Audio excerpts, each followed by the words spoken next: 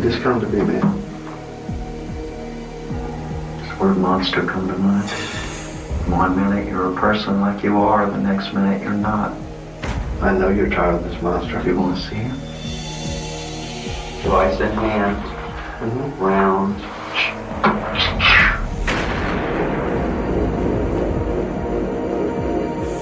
Did the monster seek them out?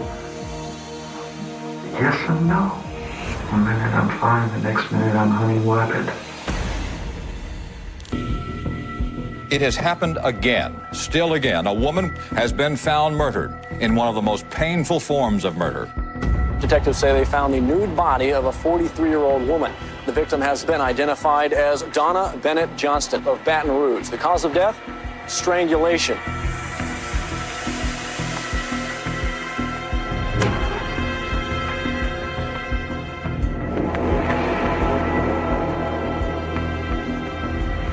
Sean Gillis is Baton Rouge's latest suspected serial killer. The most recent homicide, 43-year-old Donna Bennett Johnston.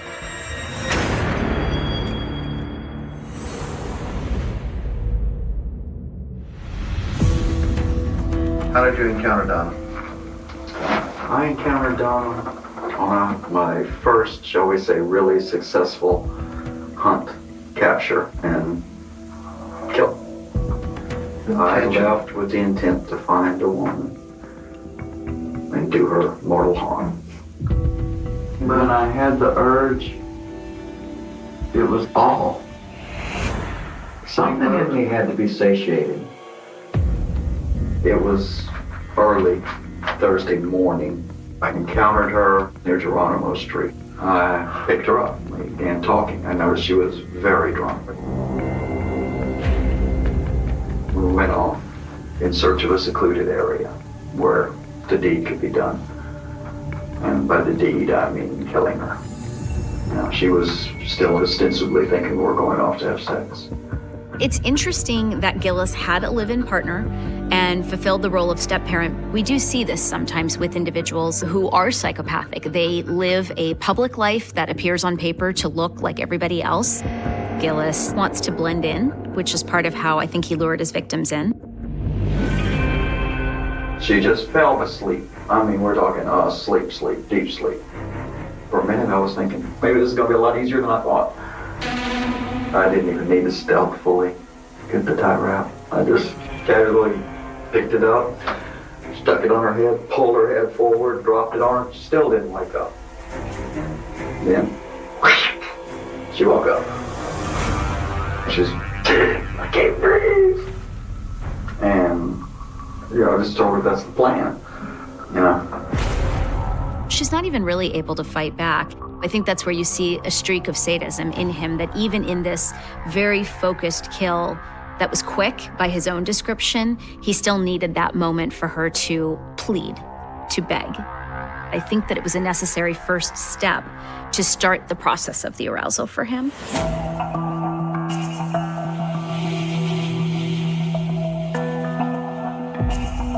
At this point, I wanted some pictures. Popped open the trunk. Got a few good pictures. It's just many poses, her legs hanging out the trunk, her top torso hanging out the trunk, both, with her body curved into the trunk. Artistic say removed her completely from the trunk and laid her face down, trying to react to other forensic scenes I'd seen, as if I were a crime scene photographer. Click, click, rolled her over, positioned her in another way. Click, click. What was that fascination about? You could do things with a dead woman you couldn't even dream of doing with a live woman. It's yours to do with as you wished.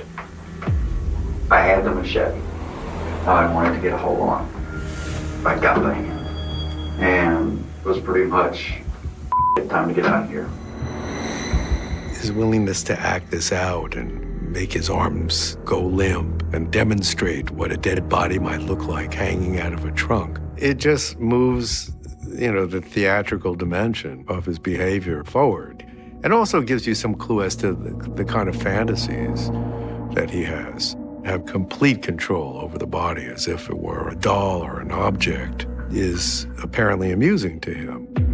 The photography allowed him to have a token to take with him to relive the crime. And the purpose of reliving the crime when someone is a sexual sadist is to recreate that arousal sexually for themselves. Those days when he felt bored or flat or disengaged, which is very common for psychopaths, those photographs fill that void.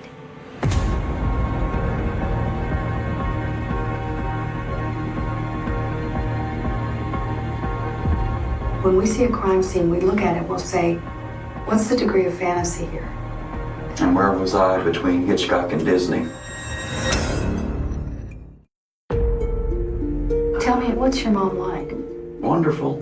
She was married when she had me. Dad left town about a year or two after I was born. And so she had to both be the nurturer and the disciplinarian. We're Roman Catholics. As I am. Okay, then you understand the guilt. Sex was dirty. One time, this is cute. I did touch my mother's breast when I was starting 9, 10, 11, 12 in that area. You know, I just, for the fun of it, just, you know, but even when I was littler, I knew what I was doing. I mean, I could nuzzle her. Her friends would come over and they're, oh, how cute. Look at him, he's so cute. And I'm just rubbing my face in there. Yeah, if you only knew. Did you ever think about having sex with her? Yes, of course. I mean, I'm sorry, any boy that tells you they didn't is lying to you. He was suggesting to the profiler that this is every boy's fantasy. Now, is it really? You know, I think he is mistaken, but it lets you know from an early age that there was something wrong with him. When you're dealing with someone who's this psychopathic, you have to take a lot of what they're saying with a grain of salt. Because a very cliche, stereotypical belief a lot of criminals have is that psychologists have this anchored belief that boys want to have sex with their moms. So this is really him playing to the profiler. He wants to be studied. Okay, come study me. I'm such an interesting, complex person. So he's giving her what he thinks she wants to hear. If she were to pass away, it would have been a while before I would have called the authorities to let them know there was a dead body in the house. What would you have done with her? She would have been a life-size Barbie doll. There would have been a lot of playing. Like what? Posing, changing the clothes, putting her in something sexy, role-playing, I guess, like you would do with a doll. He compared her to a Barbie doll, something lifeless, nonetheless arousing for him. The average person would find this grotesque. He likes it better if they're dead, because therefore there's no conversation, there's no being challenged on his motives or his desires, and therefore he can revel in his perverse fantasies. This gives us a window into where Gillis's fantasies may have begun. He had to plot and correct and reform and restage the fantasy in his mind before he actually went out and started hunting real live women.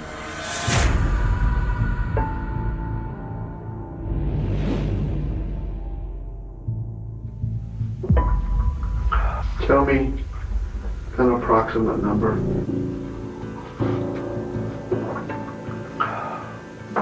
4, 5, 6, 7.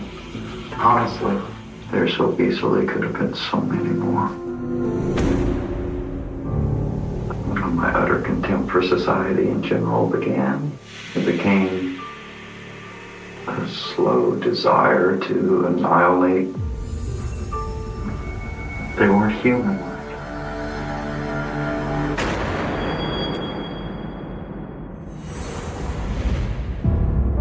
I'd seen Hardy dozens of times, jogging down Perkins Road and stuff. I guess you could call it stalking after a while. I mean, she was cute. Certainly on that day, I knew she was coming by. It was just something about the bounce of her hair or something. I was in that zone now. So there's that hunting behavior, getting to know his specimen, his kill. Being in the zone is really that high. Once he gets locked and loaded on the idea that he's going to go kill again and torture, he's ready to go do it. I turned and then just gunned it. I swiped her and she flipped over in the ditch. I mean, it wasn't like, my God, I hit a woman, I'm going to check on her. It's like, my God, I've started it, I've got to finish it. As she was getting up, I was out the car and on top of her. You already had the object in your hand you was going to use to kill it. That was a large nylon tie wrap device. You got like maybe 30 seconds to 45 seconds before you just gone. Obviously, there was some sick pleasure in my brain, but I derived no pleasure. Well, then, who took the pleasure? What is he blaming, his brain and not himself? So that's where you see he's being disingenuous. It comes across as baloney. He's splitting off parts of himself. There's the monster, there's the brain, and these things are different than Gillis. That's what he's essentially saying to us. It's not true. We understand it's all part and parcel of himself as one collective person who's doing these acts. But I think there's a part of him that does struggle to understand his own fantasies. I checked her out, touched her. I was going to have sex with her, but I couldn't. Miss Schmidt, I did bring into the house. I set her up on one of the wooden chairs with her arms behind it, and she was just sitting there. Did you cut Marty in any way? I had marked her to make cuts with a red Sharpie, like a butcher would mark a cut of meat. But I'm just sitting there looking at her. I said, no, she's just too pretty to do this to. It's important to note that he incapacitated her by running her over with his car. There was no fighting for her life. There was no begging. There was no pleading. And a sadist needs that arousal, creating fear in someone. And so maybe he is learning something about what turns him on and what turns him off.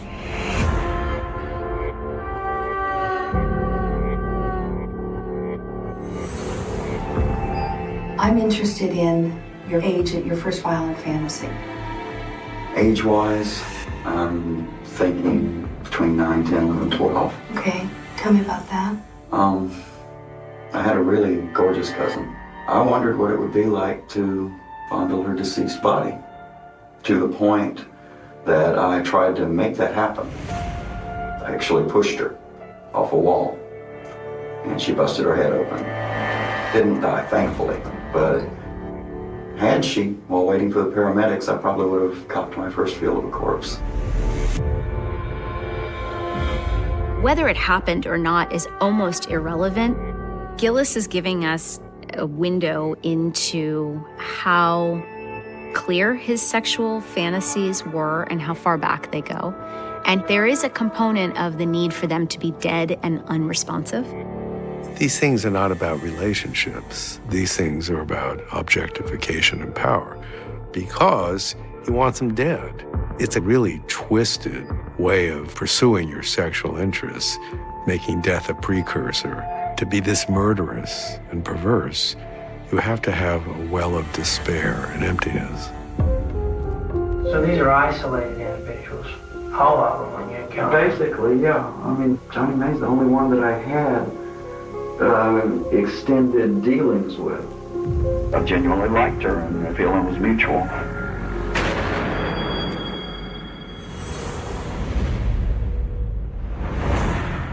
How did you happen upon her? I was looking for her. You were? Yeah. She was intoxicated, and I picked Johnny up. We were driving around, talking a little, and she just leaned over and fell asleep in my lap. I pulled behind some closed bar. I was listening to music, stroking her hair. Then all of a sudden I just got the nylon tie wrap, picked her head up, pulled it, and that was it. And then pulled her out the car. And I laid her down and stripped her nude. What prompted you to kill her? The woman was salt of the earth. To this day, I don't know why. This was a woman I could have, like a wife, gotten anything from. I had nothing against her. She never did me wrong. This is victim number 7. He likely is also experiencing a greater need for intensity, for that thrill and that high, which means it takes more and more to get the same rise. And maybe killing somebody close to him gave him that arousal that he wanted.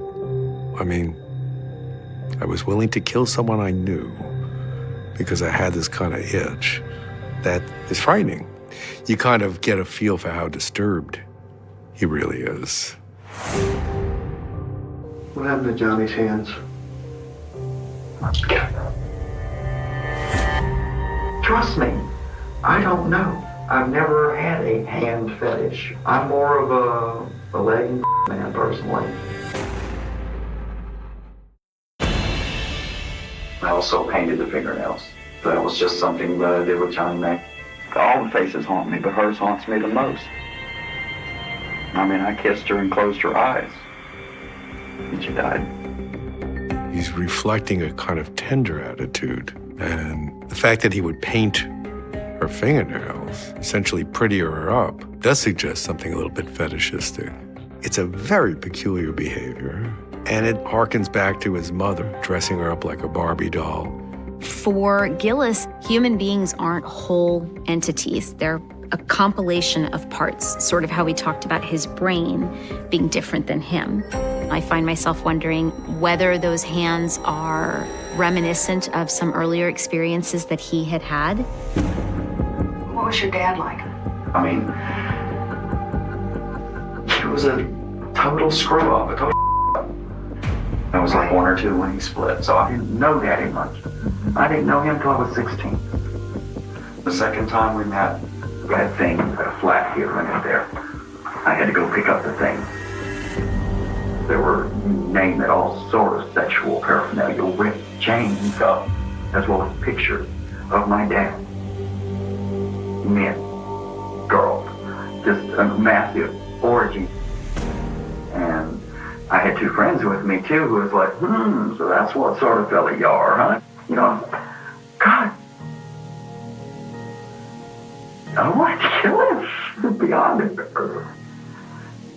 That was the dirtiest, dirty.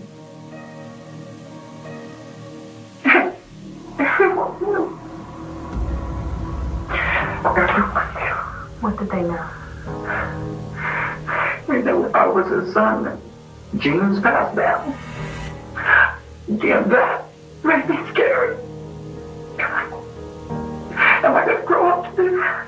I know I grow up to do something worse. This display of emotion is synthetic. It doesn't appear to be sincere or real, and I think it's a load of crap. You have a situation with a father who is estranged from his son. They have no relationship at all. So I find it hard to believe that he would have sent his son over to the house to pick up some things, and he just leaves all of these things about his personal sex life out and about.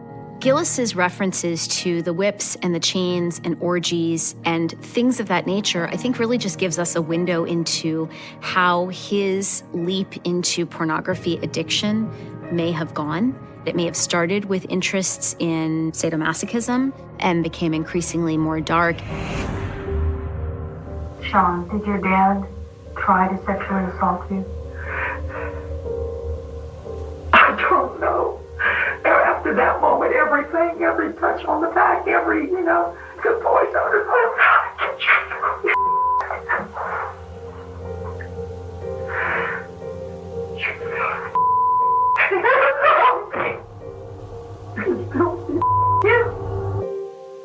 I also understand that wanting to remove the hands is, in effect, removing the extremely significant.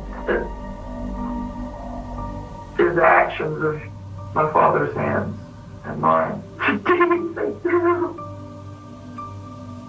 The deeds I do with them. I think the hands makes for a good story. It's too convenient. It fits together too cleanly.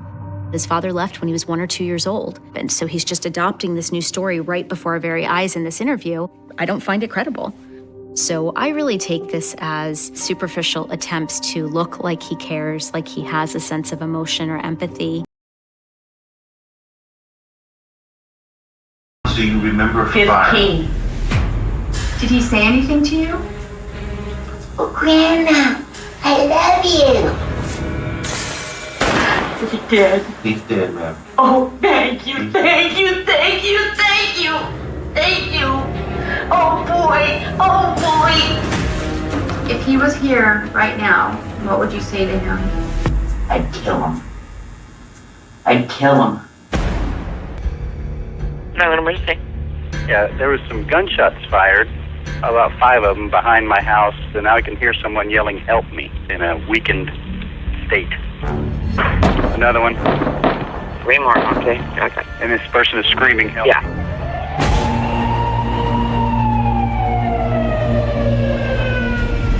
Eustaquio was found shot multiple times in his Fallbrook home. His mother-in-law, Cynthia Catherine Sidabaca, charged with the crime. We are still currently investigating. You're 10 years older than me. I had a real bad... I know, and I'm sorry about that, But they didn't take your driver's license away or anything, right? You can still drive. Yeah. She's letting the sheriff's deputies believe. Sidabaca is showing us in this moment is that she hasn't fully decided how much responsibility she wants to take for the crime. Something happened today at your house. Unfortunately, Laura's husband has passed away. Huh? Yes. Huh? Laura's husband was killed today. You was killed when? Today. What time? That's what we're trying to figure out. Oh! It's G a word. Okay. It's bizarre. Her wailing is a little bizarre. This looks feigned to me. She's pretending that she doesn't know anything about the crime in this scene, and the wail is a weak imitation of, I think, what she imagines an immediate expression of sorrow would be. She goes from pretending to be confused to pretending to lament his loss very quickly, and I wouldn't expect to see that. I wouldn't expect her even necessarily to understand the news she was being given if she was anywhere near as confused or disoriented as she presented herself.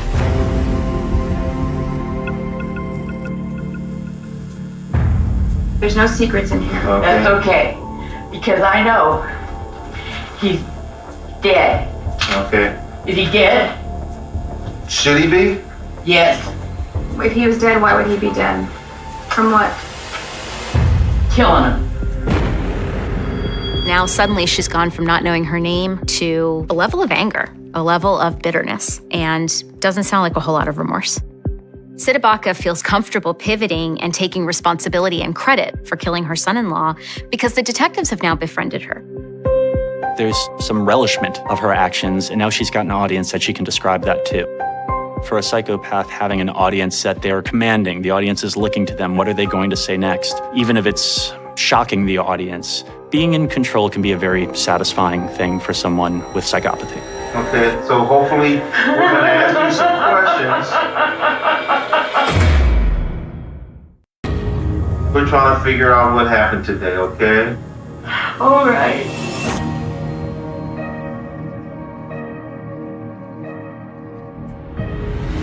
I was getting dressed, and he said, "You can't go like that because it looks like you're ghetto in this. It's the only thing I have that was clean."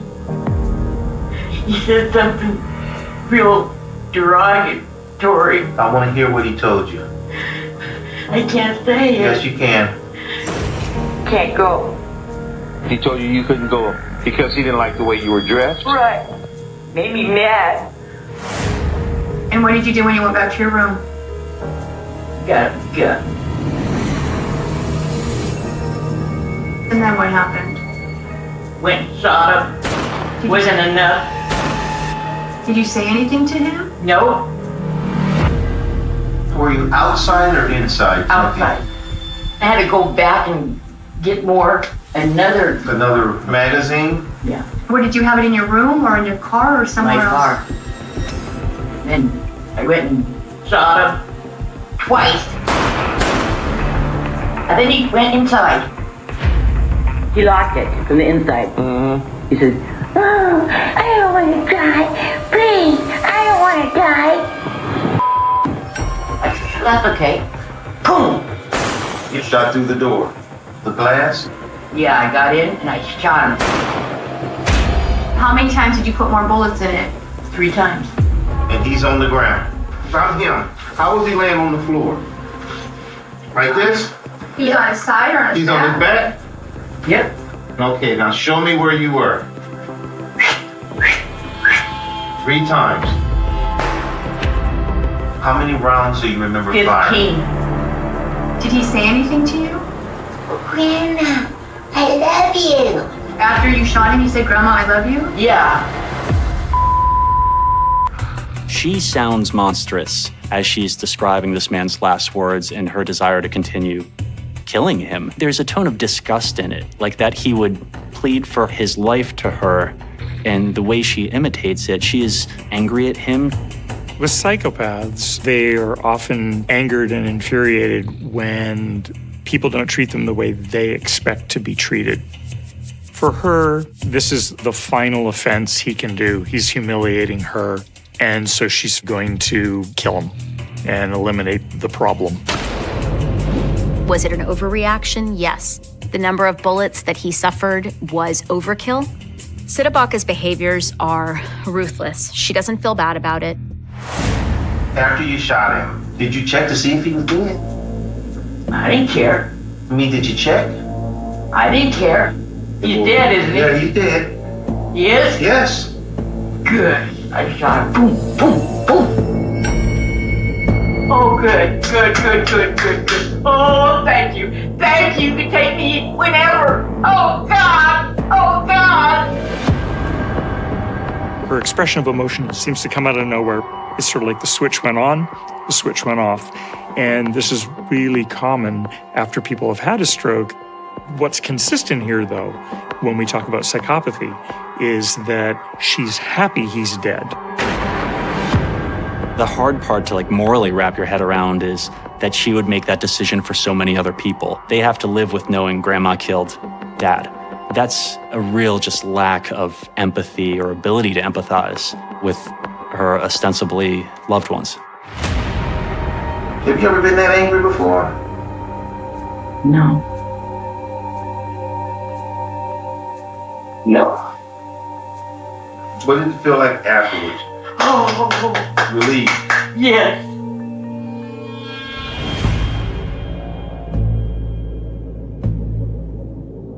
My dad at times, can be hard, but he's ultimately fair. Alpha personalities, conflict with a lot of other personality types, and she put on a good facade for years now, and so this is a shock to us, but it seems like she's been plotting this for a while.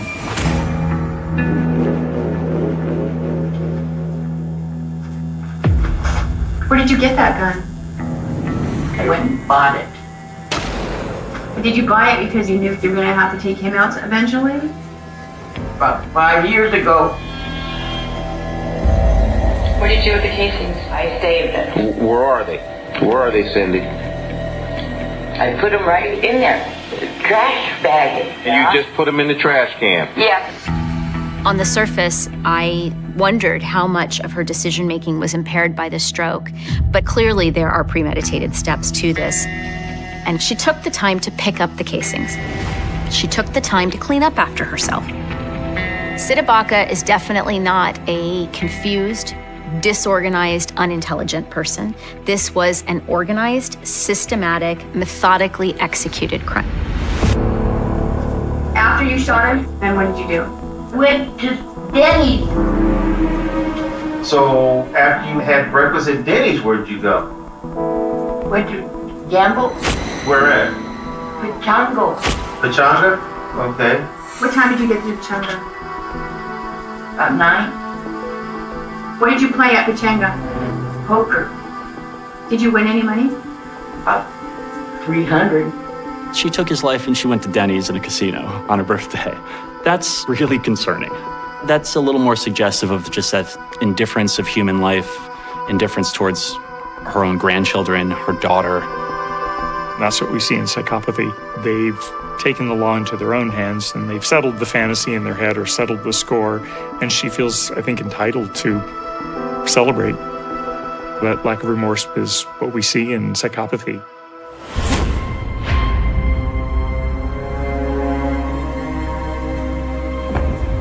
That was a show. I knew. Okay. I knew. You were pleased with your work. Right.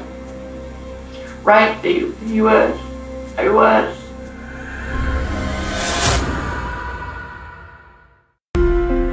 Tell us about Laura's husband. You've had some interaction with him. What did you think of him? Why do you say that? That's the big thumbs down. You didn't like him. What kind of things did he do that you didn't like? He doesn't sound like he was a very nice guy. He sprays you.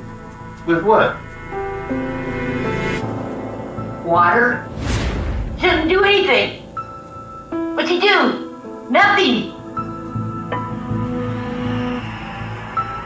He makes my daughter work. You know what? He hasn't worked for 13 years. He's always on the computer. Doing what? I don't know. I don't want to talk about him. Is there anything else that we didn't ask you that you think was important that we know? You're so mean to everybody. You're so mean to everybody.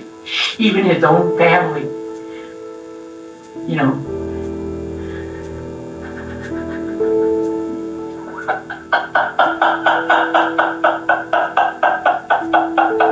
It's okay, Mom. It's okay, Mom.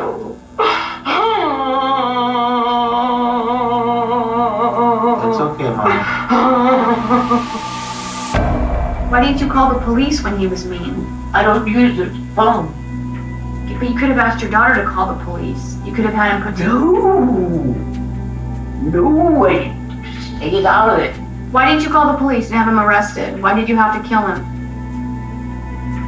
I didn't want him back. He had to go off. He's deranged. Doesn't think straight. In her behavior, we do see an element of narcissism. She has to match the fantasy in her head about how this problem would have to be resolved. So calling the police was out of the question. It wouldn't result in his death. In psychopathy, people don't believe in adhering to the social rules. They behave by their own rules, and they can take matters into their own hand. Is he dead? He's dead, ma'am. Oh, thank you, thank you, thank you, thank you, thank you. Oh boy, oh boy. If he was here right now, what would you say to him? I'd kill him. I'd kill him. You kill him again? Yes, he is. So evil.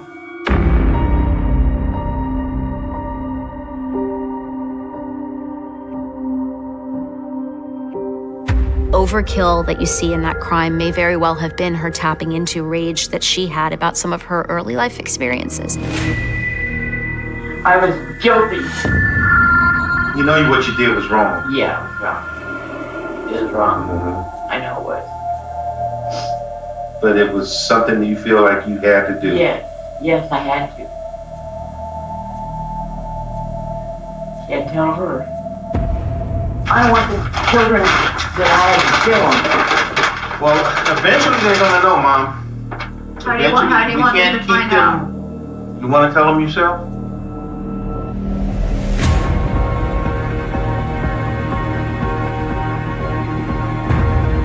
Please. Please don't. Okay, why? Because.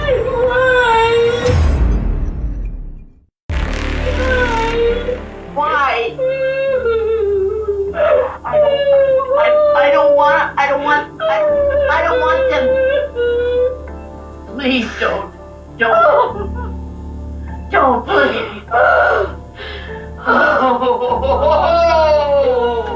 Wasn't it an accident? He was an accident, wasn't it? Yeah. Oh, I did it. I'm sorry. I think it is telling that her daughter was upset. It suggests to me that her daughter was in a full relationship with the victim. She wasn't begging her mother, please get rid of someone for me, and had emotionally detached from him.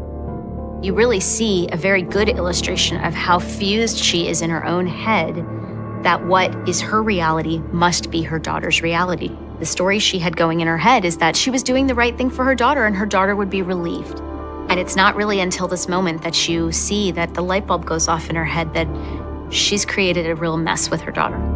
When people are psychologically fused with their children, there's no room in their reality for their experiences and the experiences of their children. Please. Yeah, better. Oh, God. Oh, we didn't have to do that. I wanted to. 13 years. What are you going to do? Oh, honey. Yeah. Okay, but look at you. Mom, you have to do. Why did you do that? What? Oh. 13 years I wanted to go get him. He was so mean to you. All of us. And this is my birthday. Sidabaka gave herself a birthday gift, and she didn't consider the consequences that it would have on her daughter, her grandchildren, the very people that she claimed she was protecting. She did what she wanted. The first thing people remember is the sound. Not a scream, not a gunshot, but the quiet, unnatural silence that settles in when something is wrong, and the city doesn't know it yet. A silence that crept through a South Side block in the winter of 2001 while streetlights buzzed and snow absorbed every footprint. A silence that would stretch for years, then decades, until the words cold case became welded to a name people stopped saying out loud. It was the kind of morning Chicago does too well. Steel gray sky, wind cutting between brick buildings, the lake breathing cold into every alley, and inside a narrow two-story house the clock kept moving even though everything else had stopped, coffee cooling in a mug. A radio still tuned to a morning news loop, the front door locked from the inside. No sign of struggle at first glance, no shattered glass, no overturned furniture, just absence where a person should have been. The kind that makes detectives pause in the doorway because absence can be louder than violence. Neighbors said they last saw her the night before, coat zipped to the chin, keys in hand, nodding politely as she always did, ordinary enough to disappear into memory without resistance, which is exactly what made it terrifying when she didn't come back out again, when her car stayed parked. When her phone rang unanswered, when the family called police with that tone halfway between apology and panic, insisting something wasn't right while knowing how often those words get ignored. By noon, the block was sealed off with yellow tape that flapped like a warning flag, patrol cars idling, detectives bending low over the snow, searching for impressions already blurred by wind, by time, by the simple cruelty of weather.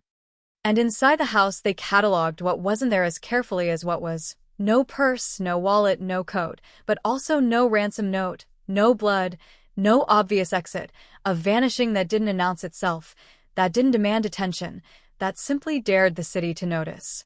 The media showed up fast, vans lining the curb, reporters rehearsing grave expressions, headlines forming before facts had settled, mysterious disappearance, family fears foul play, police tight-lipped, and somewhere in a newsroom the phrase cold case was already hovering, not yet printed.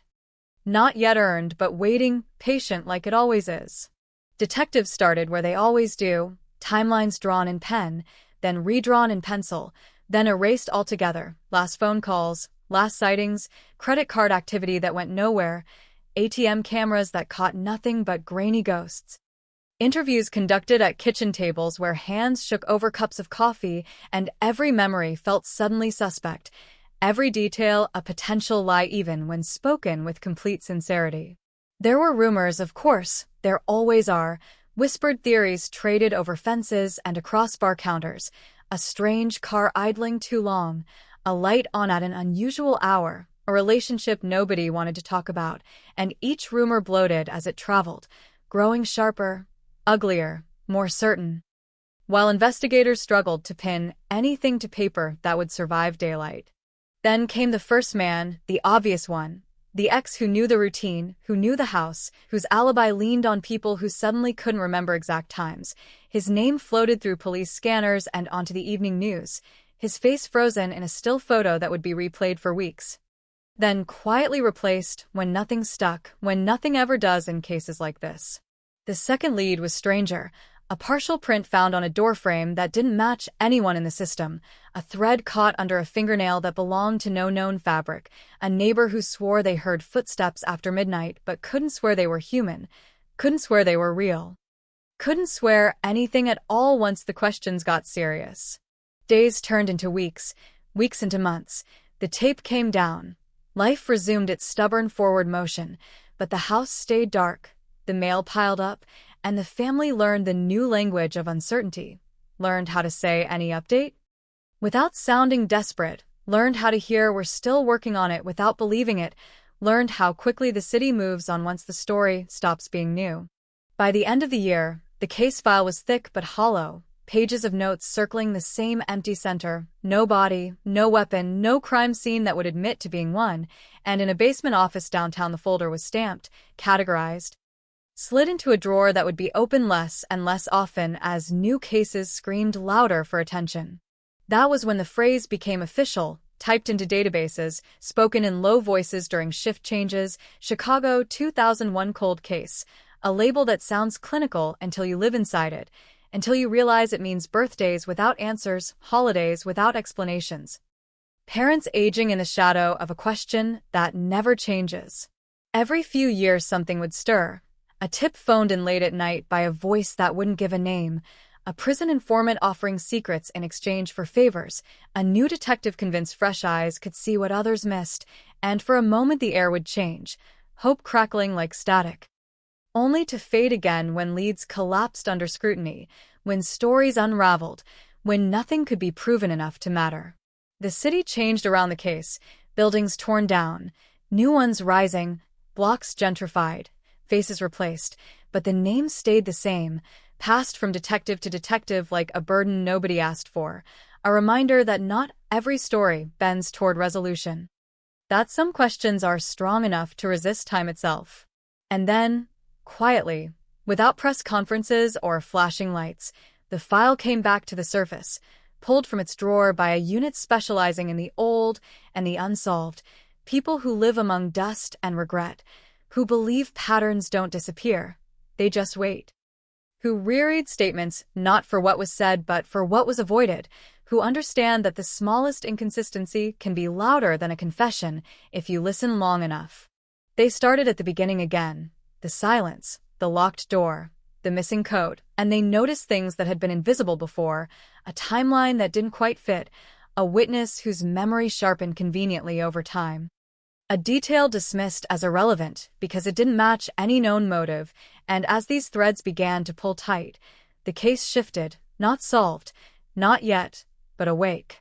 Somewhere in Chicago, a family received another call, careful voices on the line, measured optimism wrapped in disclaimers, and after decades of living with nothing, even that was enough to make the room feel smaller, heavier. Charged with the possibility that the silence which began in 2001 might finally be broken, or that it might only deepen, dragging everyone closer to a truth that had been patient, watching, waiting to be seen. The renewed investigation didn't announce itself with sirens or headlines. It moved the way real pressure does, slowly, methodically, squeezing from the edges inward, detectives re-entering old neighborhoods like strangers at a reunion. Noticing what time had erased and what it had accidentally preserved, the smell of old paper in the file room mixing with the sharper scent of possibility, because something about this case refused to stay dead. They started with the house again, not the physical structure that had changed hands twice, repainted, refloored, its walls absorbing new lives, but the photographs, the diagrams, the way the furniture had been positioned, the direction the door swung inward. The oddity of a lock turned from the inside when no one was supposed to be there, an architectural lie that had been accepted too easily because it was inconvenient to challenge. A younger analyst caught it first, not dramatic, not brilliant, just patient, tracing the timeline minute by minute, realizing that for the door to be locked that way, someone had to know the mechanism intimately, had to understand the small defect in the latch that only appeared when pressure was applied at a certain angle, a detail buried in a maintenance note no one thought mattered, the kind of thing that never makes headlines but quietly reshapes theories.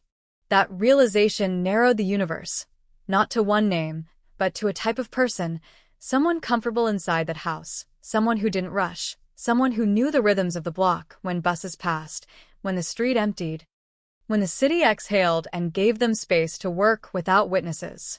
They pulled transcripts from interviews conducted 20 years earlier, voices preserved on tape, younger, less guarded, unaware that every hesitation would one day be measured. And when they listened closely, really listened, patterns emerged.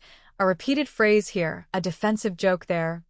Laughter where none belonged, a man who corrected himself too often, a woman who offered details nobody asked for, verbal fingerprints left behind before anyone knew to look for them. One name resurfaced not because it was suspicious, but because it had faded too neatly, a peripheral figure, interviewed once, dismissed quickly, filed under no further action, a neighbor of a neighbor, a co-worker's cousin, someone who existed just outside the spotlight, close enough to know things, far enough to avoid scrutiny, the perfect shape for a secret. When detectives found him again, he was older, heavier, settled into a life that looked unremarkable from the outside, job, family, routines polished smooth by repetition, the kind of man you wouldn't notice unless you were trained to notice everyone. Unless you were carrying a file that whispered his name every time you opened it. The interview room hadn't changed much since 2001, same dull walls, same table scarred by decades of knuckles and pens, and when he sat down, he smiled too easily. Nostalgia leaking into his tone as he talked about the old days, about how crazy the city used to be, about how sad it was what happened, sadness that sounded rehearsed, empathy that arrived a second too late. They didn't accuse him. Not yet. They let him talk, let him wander, let him place himself into moments he hadn't been asked about, let him describe nights and conversations with a confidence that didn't match the records, and when they gently corrected him, showed him he was wrong about a time, a date, a weather report, his body reacted before his mind could catch up, shoulders tightening, jaw clenching, the smile faltering just enough to matter. Outside the room, detectives exchanged looks, the quiet kind, the kind that doesn't celebrate because experience teaches you how often this feeling turns out to be nothing, how many times intuition gets embarrassed by evidence, how dangerous it is to believe too early. So they went back out into the city, digging where they hadn't before, financial records that had been irrelevant when the case was new, travel logs that didn't exist in usable form back then, digital footprints that no one in 2001 could have imagined would one day testify, and slowly, painfully, the outline sharpened. There was a gap, a narrow window of time when this man's story collapsed under its own weight, when his alibi depended on a payphone receipt that could never be verified, when his presence in one place required him to be absent from another. A temporal contradiction that didn't prove guilt, but cracked the door open.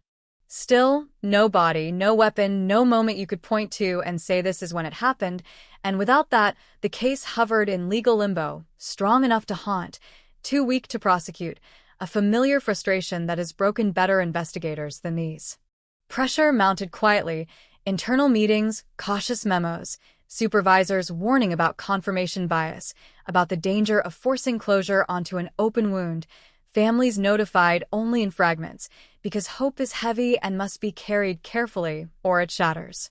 Then a tip came in, not dramatic, not anonymous, a routine call logged and almost overlooked from a woman who had nothing to gain and too much time to lose, someone who had lived with a memory she never understood until she heard the case mentioned on a late-night rerun.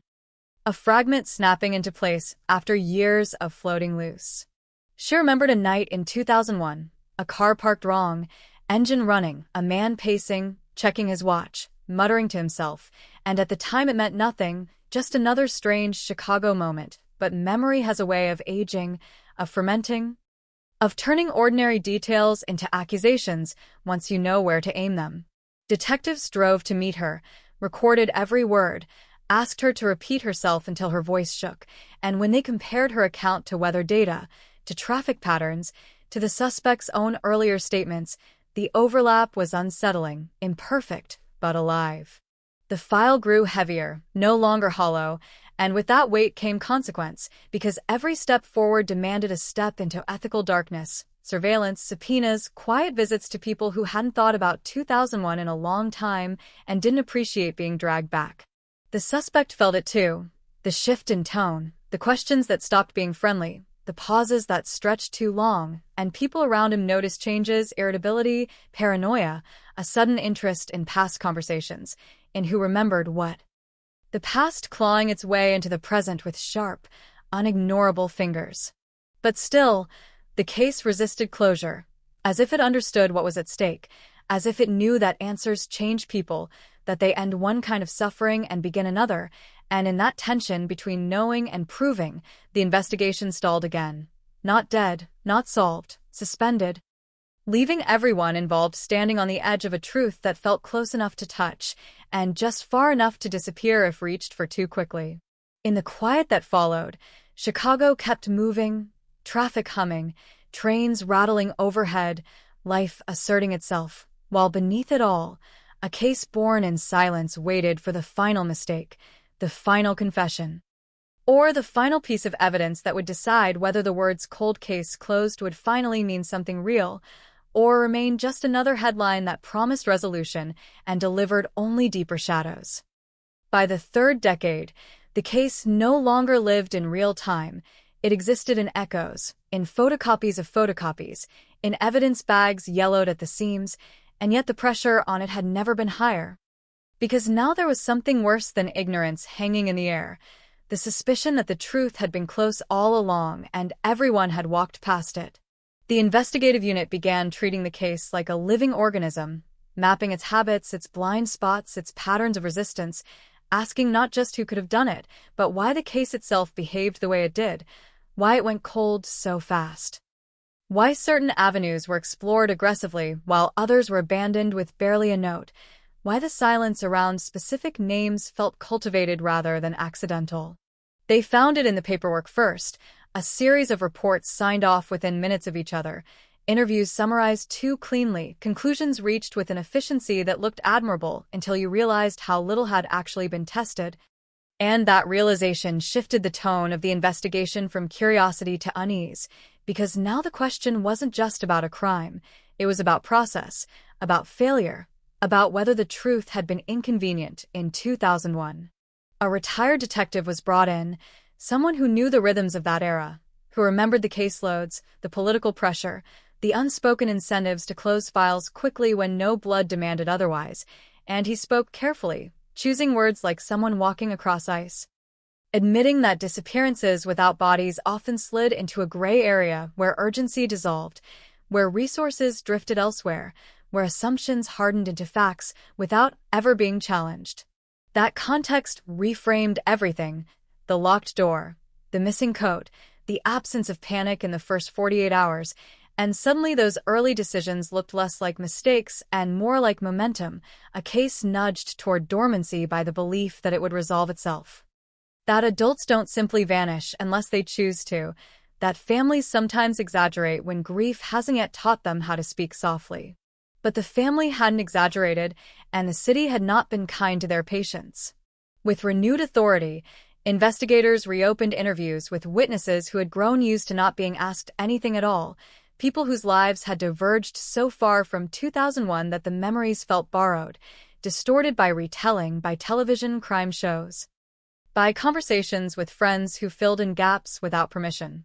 Some cooperated eagerly, relieved to unburden themselves of half-formed doubts.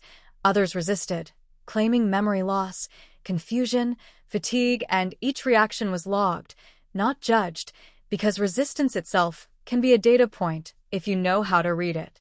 One interview stood out: a former coworker who had always been described as helpful, forgettable, safe, and when asked to walk through the days leading up to the disappearance, he hesitated in a way that wasn't about time, it was about direction. As if he wasn't sure which version of events he was supposed to be recalling, and when pressed gently, he admitted something he had never said out loud before, that there had been tension, not explosive, not dramatic, but persistent. The kind that hums beneath conversations and makes rooms feel smaller. That admission didn't solve anything, but it added texture, and texture is dangerous in old cases because it gives shape to motives that were once theoretical, because it reminds everyone involved that the past was not static, it was alive, complicated, and capable of producing outcomes that don't announce themselves. The forensic angle followed, technology finally catching up to questions that had lingered unanswered for years, trace evidence re-examined, fibers reclassified, partial prints run through databases that didn't exist when the case was new, and for the first time, the science pushed back, offering probabilities instead of shrugs, narrowing margins instead of expanding them. One result in particular caused a quiet stir, not definitive, not courtroom-ready, but suggestive enough to matter, a material match that placed an object from the house in proximity to a location never previously connected to the case, a place miles away, mundane, overlooked, and suddenly charged with possibility. Search warrants followed, issued cautiously, executed without spectacle, because by now everyone understood the cost of being wrong, the way public attention can poison evidence and harden narratives before facts are allowed to breathe. Nothing was found that day, no remains, no weapon, no dramatic discovery to justify the risk, and yet the absence felt different this time, not empty, but evasive, as if the ground itself had learned how to hide what it once held. Meanwhile, the suspect's life began to show stress fractures, not criminal, not explosive, but visible to those trained to see them, sudden changes in routine, unexplained absences, a tendency to over-explain casual interactions, the nervous energy of someone aware that time, once an ally, had turned unpredictable. Surveillance reports stacked up, banal on the surface, but revealing in accumulation, a man circling his own past, revisiting old neighborhoods without reason, lingering near places he claimed not to remember, behavior that could be dismissed as nostalgia if it weren't paired with the timing. With the renewed attention, with the knowledge that someone was finally asking the questions that should have been asked years earlier. The family was kept informed in fragments, because full transparency can be a cruelty when certainty is still out of reach, and they listen the way people do when they've been trained by disappointment, absorbing information without reacting, measuring every word for weight, for promise, for danger. They had learned not to imagine outcomes, not to picture reunions or funerals, not to hope in shapes that could collapse under scrutiny, but even so, the renewed movement stirred something restless, a sense that the silence might finally be thinning. That the city which had swallowed their grief might be preparing to return something, even if it wasn't what they wanted. Internally, debates grew sharper, prosecutors consulted early, voices raised over standards of proof, over whether circumstantial weight could be made to hold, over the risk of pushing too hard and losing everything because a failed prosecution would not just end the case. It would seal it permanently, transform suspicion into immunity. That fear hung heavy over every meeting, every memo, every late-night reread of transcripts, and in that atmosphere, one small inconsistency took on outsized importance, a detail from an early interview that had been dismissed as a slip of memory, now glaring in retrospect. It involved a time, a narrow window, a claim of being somewhere that no longer aligned with updated records, and when investigators confronted the suspect with this discrepancy, not accusing, not threatening, just presenting it as a puzzle to be solved, his reaction was immediate and unguarded. Anger flashing where confusion should have been, a demand to know who had told them that, why they were digging this up now, what they thought they were going to find. That moment didn't produce a confession, didn't deliver closure, but it did something else. It shifted the balance, made it clear that the past was no longer safely buried, that whatever had happened in 2001 had not faded with time, it had merely waited for the right pressure. As winter settled in again, mirroring the season when it all began, the investigation stood at a precipice, evidence inching toward coherence, motives aligning just enough to be dangerous, and somewhere between proof and belief, the case held its breath, daring everyone involved to decide whether they were ready for the consequences of an answer, or whether the words "cold case closed" would once again be spoken too soon, leaving the real truth locked behind another decade of silence. The tension reached a point where silence itself felt like a tactic, where every unanswered question seemed intentional, as if the case were testing how badly the living wanted the truth compared to how deeply the past wanted to stay buried, and in that standoff, the smallest movement carried disproportionate weight. Investigators began re-examining the geography of the case, not just addresses and distances, but habits, the invisible routes people take when they think no one is watching, shortcuts learned over years, places chosen not because they're logical, but because they feel familiar, safe, forgotten. And when those routes were layered over the suspect's known patterns from 2001, an unsettling symmetry emerged. There was a stretch of industrial land on the outskirts of the city, where houses converted and reconverted, lots that had changed ownership, so often no single entity remembered their full history.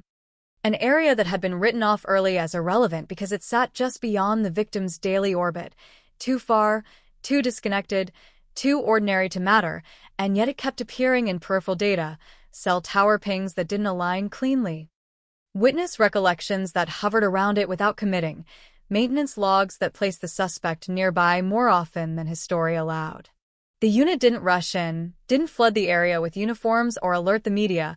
They approached it like archaeologists, carefully, incrementally, understanding that whatever remained there, if anything, had been settling into the ground for 2 decades, becoming part of the landscape, blending into the city's long memory of neglect.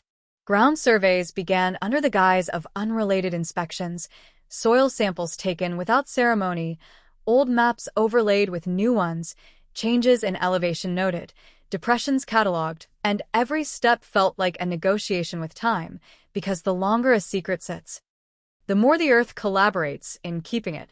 Nothing surfaced immediately, no obvious disturbance, no dramatic revelation to justify the growing sense of dread, but investigators noticed how often the suspect drove past the area during routine surveillance, not stopping, not lingering, just passing through, as if checking on something, as if reassurance could be found in the fact that the land still looked the same. That behavior didn't break any laws, didn't violate any conditions, but it spoke in a language detectives understood, the language of attachment, of unresolved business, of places that remain charged long after their purpose has been fulfilled. Pressure tightened subtly, interviews grew more pointed, follow-ups came faster, questions repeated with slight variations to test consistency, and the suspect's answers began to fray, not dramatically, but enough to notice, timelines sliding, explanations growing longer. The confidence of earlier conversations replaced by irritation, then defensiveness. He began asking his own questions about what police knew, about what witnesses had said, about whether technology had changed enough to see things that couldn't be seen before, and those questions landed like confessions disguised as curiosity, revealing a man who understood exactly what kind of danger he was in. At the same time, internal divisions sharpened. Some investigators convinced they were circling the truth, others warning that obsession was clouding judgment, that patterns can be forced into existence if you stare at them long enough, and that the absence of a body remained a canyon no amount of circumstantial evidence could fully bridge. The prosecutors were cautious, reminding everyone that juries demand narratives, not theories, that they need something tangible to hold on to, something visceral enough to outweigh decades of doubt, and without that, the case risked becoming a spectacle rather than a resolution. Then came the discovery that no one wanted to trust at first, a piece of archival footage from a traffic camera long decommissioned, recently digitized as part of a citywide project, grainy, partially corrupted, easy to dismiss, and yet unmistakably placing a vehicle resembling the suspect's in a corridor of the city he had sworn he never traveled, within the narrow window that had haunted the case since its beginning. The image was imperfect, license plate obscured, driver's face unreadable, but when cross-referenced with repair records, paint wear, and a distinctive aftermarket modification documented years earlier, the probability tightened, not to certainty, but close enough to make denial difficult. When confronted, the suspect laughed, not casually, but sharply, accusing investigators of desperation, of mistaking coincidence for evidence, of trying to retrofit a story onto random data, and for a moment, it worked, the doubt creeping back in, the fear of overreach resurfacing like an old wound. But doubt cuts both ways, and as scrutiny intensified, another crack appeared, this one quieter, more personal, a former acquaintance coming forward with a memory he had long suppressed, not out of loyalty, but out of fear, a recollection of a late-night phone call in 2001. A request for help that sounded urgent without being explicit, followed by a meeting that never made sense until now. He didn't claim to know what happened, only that something was wrong, that the suspect had been frantic in a way he'd never seen before or since, pacing, sweating despite the cold, asking questions about places, about land, about who noticed what, and at the time it had felt intrusive. Uncomfortable, easier to forget than to explain. That testimony didn't stand alone. It couldn't, but it added gravity, a human texture to data that had until then felt abstract, and when layered onto the existing framework, it bent the narrative toward something darker, something more deliberate. The family was told there had been a development, nothing more, just that word, and it landed differently than all the others had, because this time it wasn't followed by immediate caveats. This time the voices on the line carried weight, restraint. The careful confidence of people who know they are approaching a line that cannot be uncrossed without consequence. Community interest flared again, journalists digging up old articles, neighbors rediscovering memories they hadn't known they kept, the case re-entering public consciousness with a strange duality, both familiar and newly dangerous, because now it threatened to end not with mystery, but with accountability. As scrutiny mounted, the suspect withdrew, limiting contact, declining interviews, consulting attorneys, the posture of a man who sensed the tide turning, and for investigators, that withdrawal was confirmation enough that whatever had happened in 2001 was no longer safely confined to the past. Yet still, the earth remained silent, the industrial land unchanged, the physical proof stubbornly absent, and that absence continued to dictate the tempo of the case, slowing it just enough to prevent collapse. Forcing everyone to confront the uncomfortable reality that even the strongest suspicions can falter without something to anchor them. In late winter, as snow again softened the city's edges, the unit authorized one more targeted search, narrow, surgical, guided by updated modeling and a willingness to risk disappointment, and as teams prepared quietly, without press or ceremony, the case seemed to lean forward with them, balanced between revelation and retreat. No one said it out loud, but everyone felt it, the sense that this search would change something, if not the outcome, then at least the direction, because after decades of waiting, of circling, of listening to echoes, the case was no longer content to remain unresolved. And whatever truth lay beneath Chicago's frozen ground was beginning to press back, demanding to be seen or to be lost forever.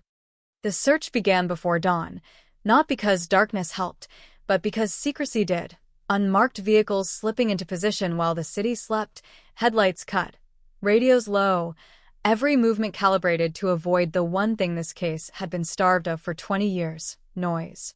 The industrial lot looked exactly like it always had, unremarkable, scarred concrete, patches of stubborn weeds, the skeletal outlines of buildings that had outlived their usefulness, and that was the most unsettling part because places that ordinary don't announce what they've absorbed.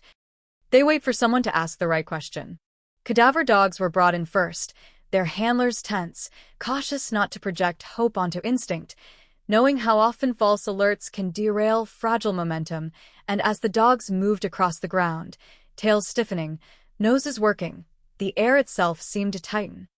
Investigators watching not for certainty but for deviation, any signal that broke the monotony of nothing.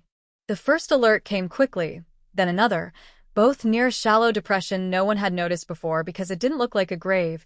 It looked like poor drainage, the kind of flaw no one fixes because it doesn't matter until it does, and suddenly the years collapsed inward. The past rushing forward to meet the present in a silence that felt louder than sirens.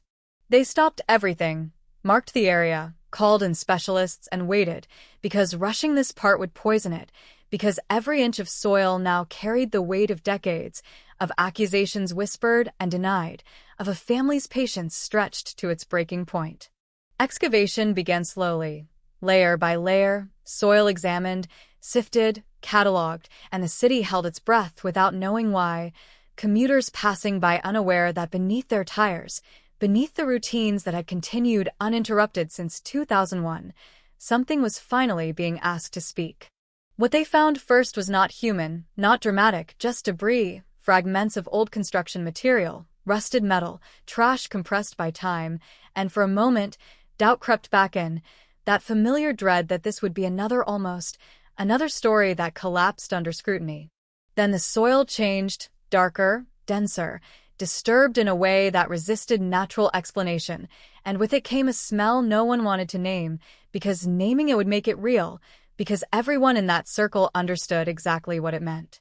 Work stopped again, forensic teams stepping in, protocols snapping into place with the efficiency of people who have done this before and wish they hadn't, and as the ground yielded what it had been holding, the case crossed an invisible threshold, leaving speculation behind.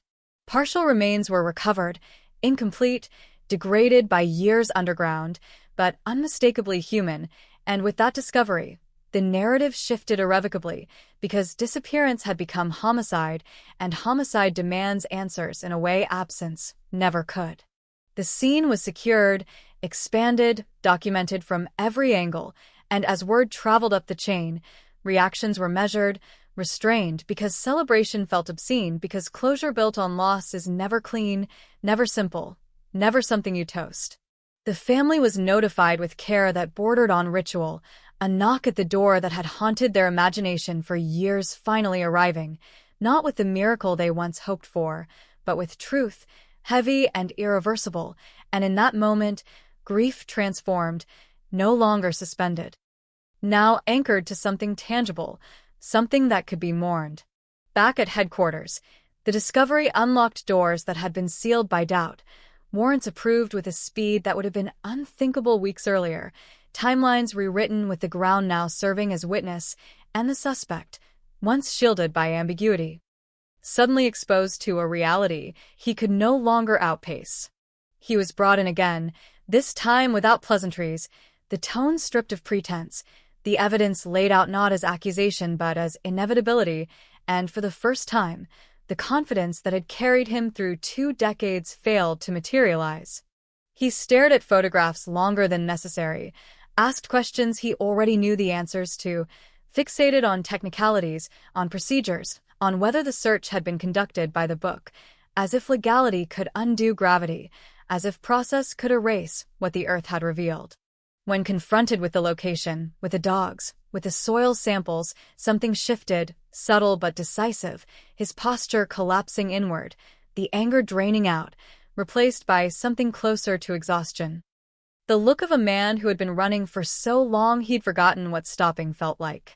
He didn't confess, not outright, not in words that could be quoted cleanly, but he began to talk around the truth, to acknowledge proximity, opportunity, fear, to frame events as accidents, as moments that spiraled beyond control, language bending under the weight of implication. Prosecutors listened carefully, knowing better than to rush, knowing that partial admissions can be more dangerous than silence if mishandled, and when the interview ended, nothing was signed, nothing declared final, but the trajectory was clear. Charges were prepared cautiously, each count weighed against what could be proven, not what was suspected, and when the arrest finally came, it was quiet, no cameras tipped off, no dramatic takedown, just a door opened, handcuffs clicked, and a life rerouted in an instant. The headline broke hours later, faster than the family had time to process it. Chicago 2001 cold case closed, words that felt surreal on the page, too neat for a story that had sprawled messily across decades, too definitive for a wound that had only just been allowed to bleed. Community reaction was split between shock and grim validation, neighbors replaying memories with fresh eyes, realizing how close they had lived to something monstrous without recognizing its shape, how easily routine can coexist with horror when time is on its side. But even as the legal machinery engaged, as court dates loomed and evidence was formalized, an undercurrent of unease persisted, because closure on paper does not always translate to peace, because answers, once delivered, have a way of raising new questions rather than silencing old ones. The remains were identified through painstaking analysis, science stepping in where memory failed, and with that confirmation, the case reached a point of no return, the victim no longer a concept but a fact, a presence restored at the cost of innocence. And yet, as the city absorbed the news and prepared to move on once more, there was a lingering sense that something remained unfinished, not legally, perhaps, but emotionally, morally, the echo of a crime that had waited patiently beneath the surface, shaping lives without revealing itself. Because when a cold case closes after decades, it doesn't slam shut. It exhales, releasing years of silence into the air, and what remains is not relief, but a heavy, complicated quiet, The kind that settles in after the truth finally arrives and everyone realizes that knowing, at last, is not the same thing as being free. The arrest didn't end the waiting. It changed its shape, transforming years of unanswered questions into a new kind of suspense, one governed by court calendars, motions, and the slow grind of a system that speaks in deadlines instead of emotions. And for the family, that shift was disorienting. Because after decades of chasing absence, they were now being asked to confront details they had never wanted to imagine. Evidence moved from field boxes to sterile rooms, each item handled with reverence and caution, because now every fiber, every fragment of soil, every degraded trace carried a dual burden, to speak for the dead and to withstand the living scrutiny of a courtroom. And investigators felt the weight of that responsibility acutely, knowing how many cases collapse not from lack of truth, but from the smallest procedural fracture. The suspect's defense team moved quickly, aggressively, attacking the foundation before the structure could fully rise, questioning the legality of the search, the reliability of cadaver dogs after 20 years, the contamination risks inherent in a site altered by time and development. And each argument landed not as denial, but as erosion, a reminder that certainty is fragile even when it feels earned. Prosecutors responded with patience, laying out the chronology methodically, showing how independent threads converged, how technology filled gaps that once seemed permanent, how behavior, geography, and opportunity aligned too consistently to dismiss, and yet behind closed doors. They acknowledged the risk, the reality that juries can be unpredictable, that decades dull outrage, that reasonable doubt grows easily in the shadows of time. As pretrial hearings unfolded, old witnesses were summoned again, voices shakier now, memories worn thin by repetition and age, and the court listened politely as they spoke of nights long past, of impressions and feelings rather than certainties, and each testimony carried an unspoken tension. The fear of being wrong, the guilt of having waited too long to say anything at all. The industrial lot became a character in its own right, described in maps and photographs, its history dissected in painful detail, every transfer of ownership, every permit, every change in zoning introduced as evidence, not because the land had intent, but because it had memory, because it had been chosen for a reason, and that reason now mattered. Forensic experts took the stand to explain decomposition timelines, soil chemistry, environmental impact, translating the language of science into something jurors could understand without diluting its significance, and as they spoke, the room felt suspended between intellect and horror. Facts laying bare a story no one wanted to picture, but everyone needed to grasp. The defense pushed back hard on the absence of a clear cause of death, on the gaps in the remains, on the impossibility of reconstructing precise moments after so much time, and they weren't wrong, not technically, because time had taken its share, had blurred edges, had consumed details with indifference, and that truth complicated everything. Outside the courtroom, the media oscillated between triumph and skepticism, headlines declaring justice, while commentators reminded viewers how often late-breaking cases unravel under scrutiny, how many times confidence has been mistaken for proof. And that ambivalence seeped into public consciousness, turning the case into a litmus test for belief itself. The family avoided most coverage, learning quickly that resolution offered to strangers often feels invasive to those who have lived inside the pain, and instead they focused on rituals, on preparing a burial at last, on choosing words for a headstone that would not try to explain the unexplainable. The funeral was small, controlled, heavy with a grief that had been deferred for too long to be simple, and as the casket was lowered, something inside the family shifted again, not toward peace, but toward solidity, because ambiguity had finally released its grip, even if the cost was devastating. Back in court, a critical hearing loomed, one that would determine whether key evidence would be admitted or excluded, and investigators watched from the gallery, their careers distilled into arguments over precedent and protocol, knowing that a single ruling could undo years of work. When the judge ruled to admit the evidence, cautiously, with limitations, the room exhaled, but the relief was muted, because admission is not persuasion, because what matters most happens later, in the minds of 12 people who must weigh not only facts, but the echo of time itself. The suspect remained composed through most proceedings, expression carefully neutral, but observers noted small changes, the tightening around the eyes when certain photographs appeared, the rigid stillness when the industrial lot was described, reactions too subtle to annotate, but too consistent to ignore. Behind the scenes, plea discussions surfaced and dissolved, the prosecution unwilling to sacrifice accountability for expediency, the defense unwilling to concede guilt without guarantees, and so the case marched forward, propelled by inertia as much as conviction. As the trial date approached, anxiety intensified, not just for the family, but for the investigators who understood how thin the margin was, how easily narrative can fracture under cross-examination, how juries can fixate on one unanswered question and let it eclipse 100 answered ones. They rehearsed testimony endlessly, refining language, anticipating traps, reminding themselves to speak to truth rather than drama, because emotion, while justified, can be weaponized against credibility in a courtroom that prizes restraint. The city watched with cautious fascination, aware that whatever the outcome, it would set a precedent, not legal perhaps, but psychological, shaping how cold cases were perceived, whether they were seen as promises or as provocations, whether reopening the past was an act of justice or a gamble with fragile lives.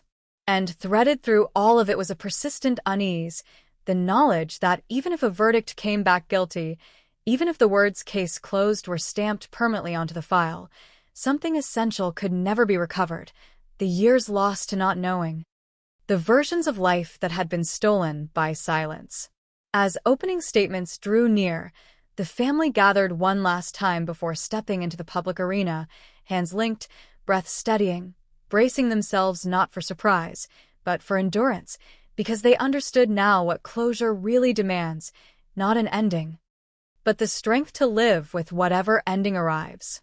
The courtroom filled, the judge took the bench, and as the first words of the trial echoed off the walls, the case entered its final transformation, no longer an investigation, no longer a mystery, but a story being tested, line by line, against the strictest measure society has, and in that moment, everyone present felt it, the gravity of time finally bearing down, asking whether truth, delayed but persistent, could still hold its ground when everything else had already moved on.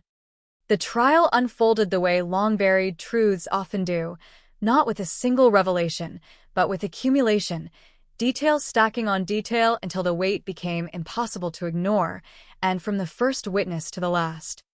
The courtroom felt less like a place of judgment and more like a pressure chamber, every word compressing decades into hours. Prosecutors moved deliberately, resisting the urge to dramatize, letting chronology do the work, because time itself was the antagonist here, and they needed the jury to feel how it bent lives out of shape, how a single night in 2001 radiated consequences that touched every year after it.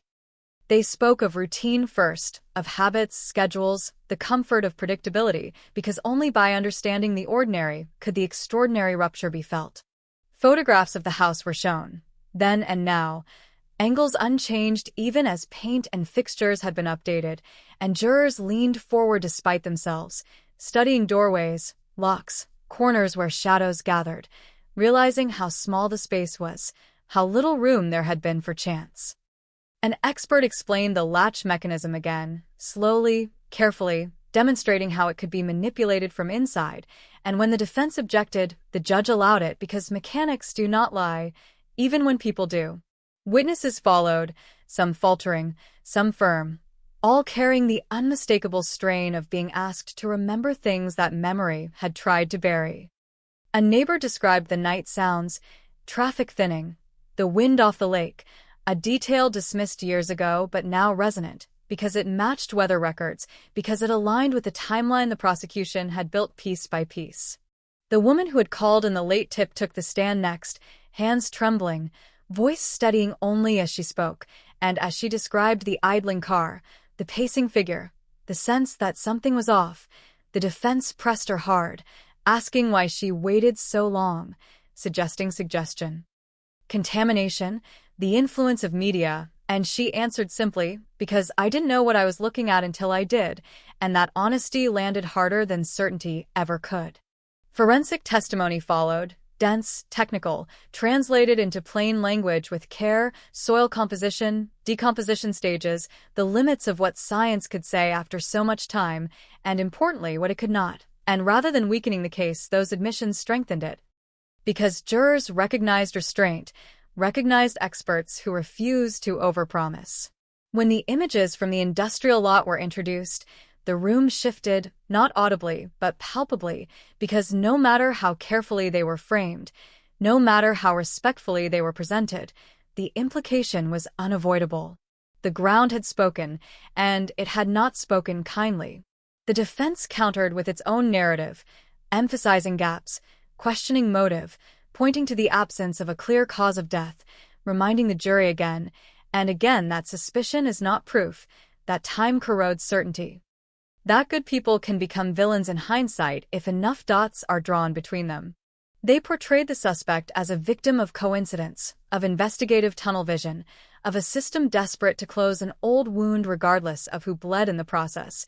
And for moments, it worked, doubt flickering across faces in the jury box, because doubt is persuasive, because it feels responsible.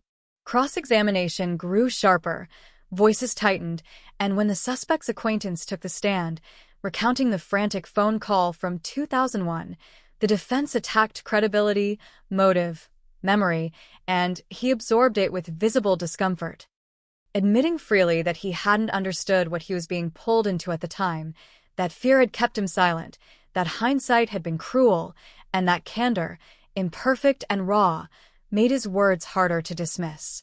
Then came the moment everyone had anticipated and dreaded, the suspect taking the stand in his own defense, a calculated risk that shifted the air in the room. He spoke calmly at first, rehearsed, measured, denying intent, denying violence, admitting only to presence, to proximity, to a night that had gone wrong without explanation. Under direct examination, his story held, smoothed by repetition, but cross-examination peeled at its edges, prosecutors circling back to inconsistencies long catalogued, asking him to reconcile timelines he could not align, to explain routes he had denied traveling, to address why his behavior after the disappearance didn't match concern but avoidance. He grew defensive, then indignant, then tired, irritation bleeding into his voice, and when confronted with the traffic footage, with the soil evidence, with the repeated alerts from the dogs, he fell back on procedure, on legality, on hypotheticals, never denying outright, but never affirming either, occupying the narrow space between innocence and implication that had protected him for years. The jury watched closely, not for what he said, but for how he said it, for the pauses, the deflections, the moments when he seemed more focused on winning than explaining, and that focus did not go unnoticed. Closing arguments came with a final tightening of the screws, the prosecution urging jurors to see the case not as a puzzle missing pieces, but as a pattern complete enough to trust, reminding them that certainty in the real world rarely arrives gift-wrapped. That justice often requires courage rather than comfort. The defense responded with restraint, warning against the seduction of narrative, against filling silence with assumption, against letting sympathy for a grieving family override the principles that protect everyone, and as they spoke, the courtroom sat in suspended judgment, knowing that both arguments carried truth, and that the verdict would hinge on which truth felt heavier. When deliberations began, the room emptied, tension spilling into hallways and parking lots, families and investigators alike bracing for a wait that felt cruelly familiar, and as hours stretched into days, speculation ran rampant, every passing minute interpreted as signal or setback. Inside the jury room, discussions were intense, methodical, jurors replaying testimony, arguing over timelines, wrestling with the absence of absolutes, and in those closed conversations, the fate of a decades-old mystery teetered, balanced between belief and doubt. Outside, the family waited again, this time with something they had never had before, the possibility of an answer that would not fade, and as night fell on Chicago, the city hummed on, unaware that in one quiet room, The final meaning of a winter night in 2001 was being decided. Word by careful word, vote by measured vote, the past finally demanding a conclusion it had postponed for far too long. The verdict did not arrive with drama, it arrived with exhaustion, the jury filing back into the room carrying the visible weight of people who had stared too long at the same question and understood there was no perfect way to answer it, only a necessary one. When the foreperson stood, hands trembling just enough to be noticed, the air thickened, not with hope or dread alone, but with the recognition that whatever came next would calcify into history, immutable, immune to second chances. The word guilty landed without sound, absorbed by the walls, by the floor, by the years stacked invisibly between 2001 and now. There was no outcry, no collapse, just a collective exhale that felt almost involuntary, bodies reacting before minds could catch up. The family held each other, not in celebration, but in survival, the verdict less a victory than a confirmation that the waiting, at least, had ended. The suspect's face barely changed, a flicker of disbelief giving way to resignation, as if some part of him had always known this was how it would end, that time, once his greatest defense, would eventually betray him.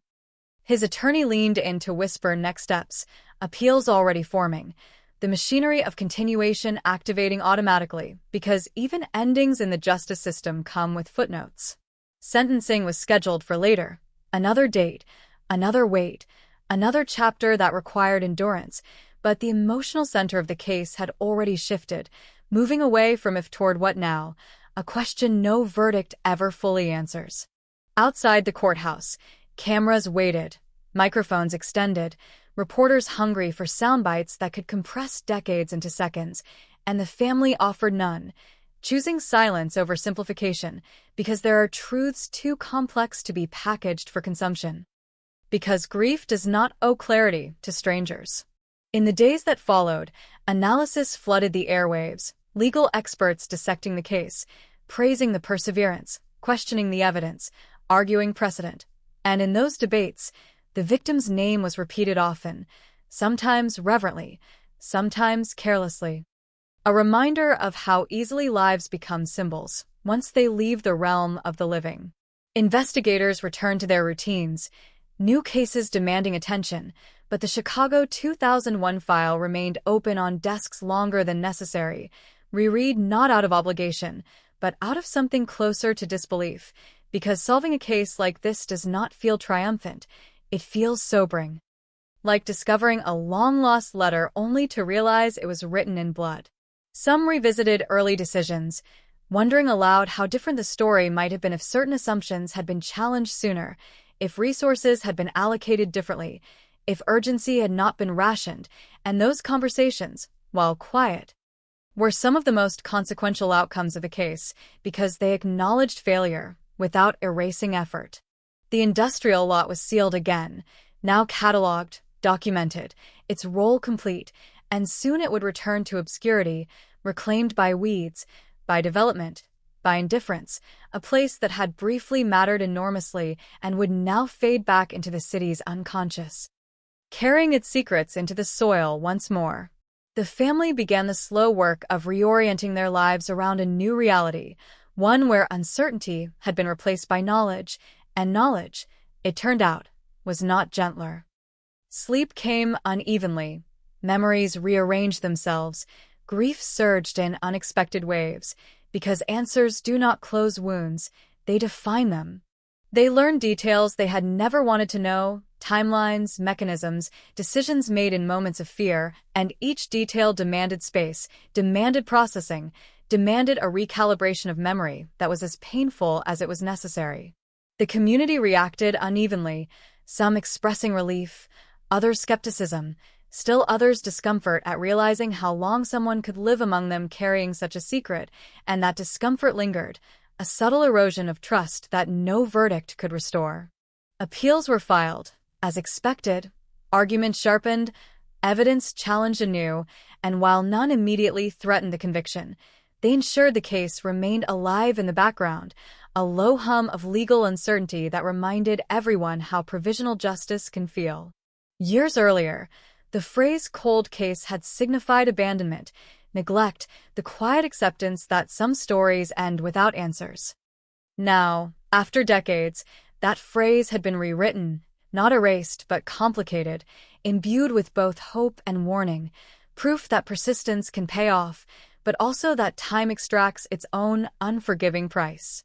In police academies and law seminars, the case began to be cited, not as a simple success story, but as a study in patience, in restraint, in the dangers of assumption, and in the ethical weight of reopening old wounds, because every cold case carries not just evidence, but people who have learned to live around its absence.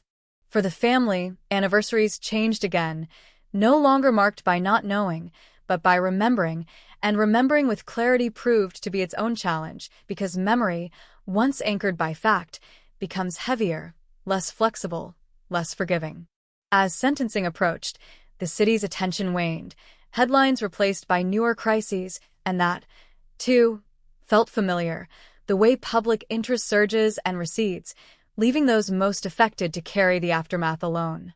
When the sentence was finally handed down, long, unequivocal, the courtroom absorbed it quietly, the words formal, procedural, designed to close a chapter that had been open far too long, and as the gavel fell, it signaled not an end, but a release, the system acknowledging that its role, at least, was complete. Yet even then, even with the weight of judgment rendered, the case refused to fully settle, because justice delivered late carries echoes, questions about what else might still be buried, what other silences might be mistaken for emptiness, what other truths might be waiting for someone willing to listen long enough. Chicago moved on, as cities always do, absorbing the story into its layered history of crime and consequence, but beneath the motion, beneath the noise, the case left a residue, a quiet reminder that the past is never truly past, that it waits, patient and persistent, for the moment when attention finally returns. And for those who had lived inside the mystery, who had measured their lives in years without answers, the conclusion arrived not as closure, but as a reckoning, a moment when the long night of uncertainty gave way to a dawn that was neither bright nor dark, but irrevocably real, illuminating not just what had happened, but what it had taken to finally see it. Time did what it always does after a verdict. It stretched, thinned, redistributed weight unevenly, and as the legal process settled into appeals and paperwork, the human consequences began to surface in quieter, more unsettling ways. The family discovered that certainty carries its own aftershocks, that knowing exactly how the story ended did not retroactively soften the years that came before it, and that grief, once given a fixed shape, can feel heavier than when it was suspended in doubt. They spoke less about the crime now and more about the person who had been lost, reclaiming memories that had been frozen by uncertainty, laughing at stories that once felt dangerous to revisit, learning how to remember without searching for clues. Investigators, too, struggled with the aftermath, some privately admitting that solving the case had not brought the satisfaction they expected, only a sharper awareness of how close failure had been, how easily the truth could have remained buried if one detail had gone unnoticed, one tip unmade, one file left unopened. For them, the case became a benchmark, not of success, but of fragility. Internal reviews were conducted, not as public spectacle, but as quiet reckoning, timelines scrutinized, early assumptions challenged, decisions reevaluated through the unforgiving lens of hindsight. The conclusion was uncomfortable but necessary. The case had not gone cold because it was unsolvable, it had gone cold because it was allowed to. That acknowledgement rippled outward, influencing how other cold cases were approached, how disappearances were classified, how quickly ambiguity was permitted to masquerade as resolution. Training materials were updated, protocols adjusted, not because policy alone could prevent future failures, but because awareness might slow them down. The industrial lot was eventually redeveloped, construction crews tearing into ground that no longer resisted, foundations poured over carefully documented soil, the past sealed beneath concrete and steel, transformed into something functional, unrecognizable. And that transformation unsettled some people more than it comforted them, because it illustrated how easily places of significance can be overwritten if no one insists on remembering. The suspect disappeared from public consciousness quickly, reduced to a name in legal databases, a mugshot archived, a cautionary tale invoked occasionally and then forgotten, and that erasure felt both just and unjust, because while anonymity stripped him of notoriety, it also simplified a story that had never been simple. Appeals came and went, arguments refined, dismissed, recycled, and with each denial, the legal certainty hardened, the convictions settling into permanence, even as philosophical questions remained unresolved about intent, about remorse, about whether understanding motive truly matters once harm has been done. Journalists moved on, chasing fresher tragedies, but the case lingered in long-form retrospectives, podcasts, academic discussions, where it was dissected with care and curiosity, its lessons extracted, its narrative reshaped for audiences hungry to believe that persistence always wins. Even when the reality is messy. Listeners and readers responded with fascination, empathy, skepticism, seeing in the story reflections of their own fears, about time slipping away, about the stories that might be hiding beneath their own routines, about how close horror can sit to normalcy without announcing itself.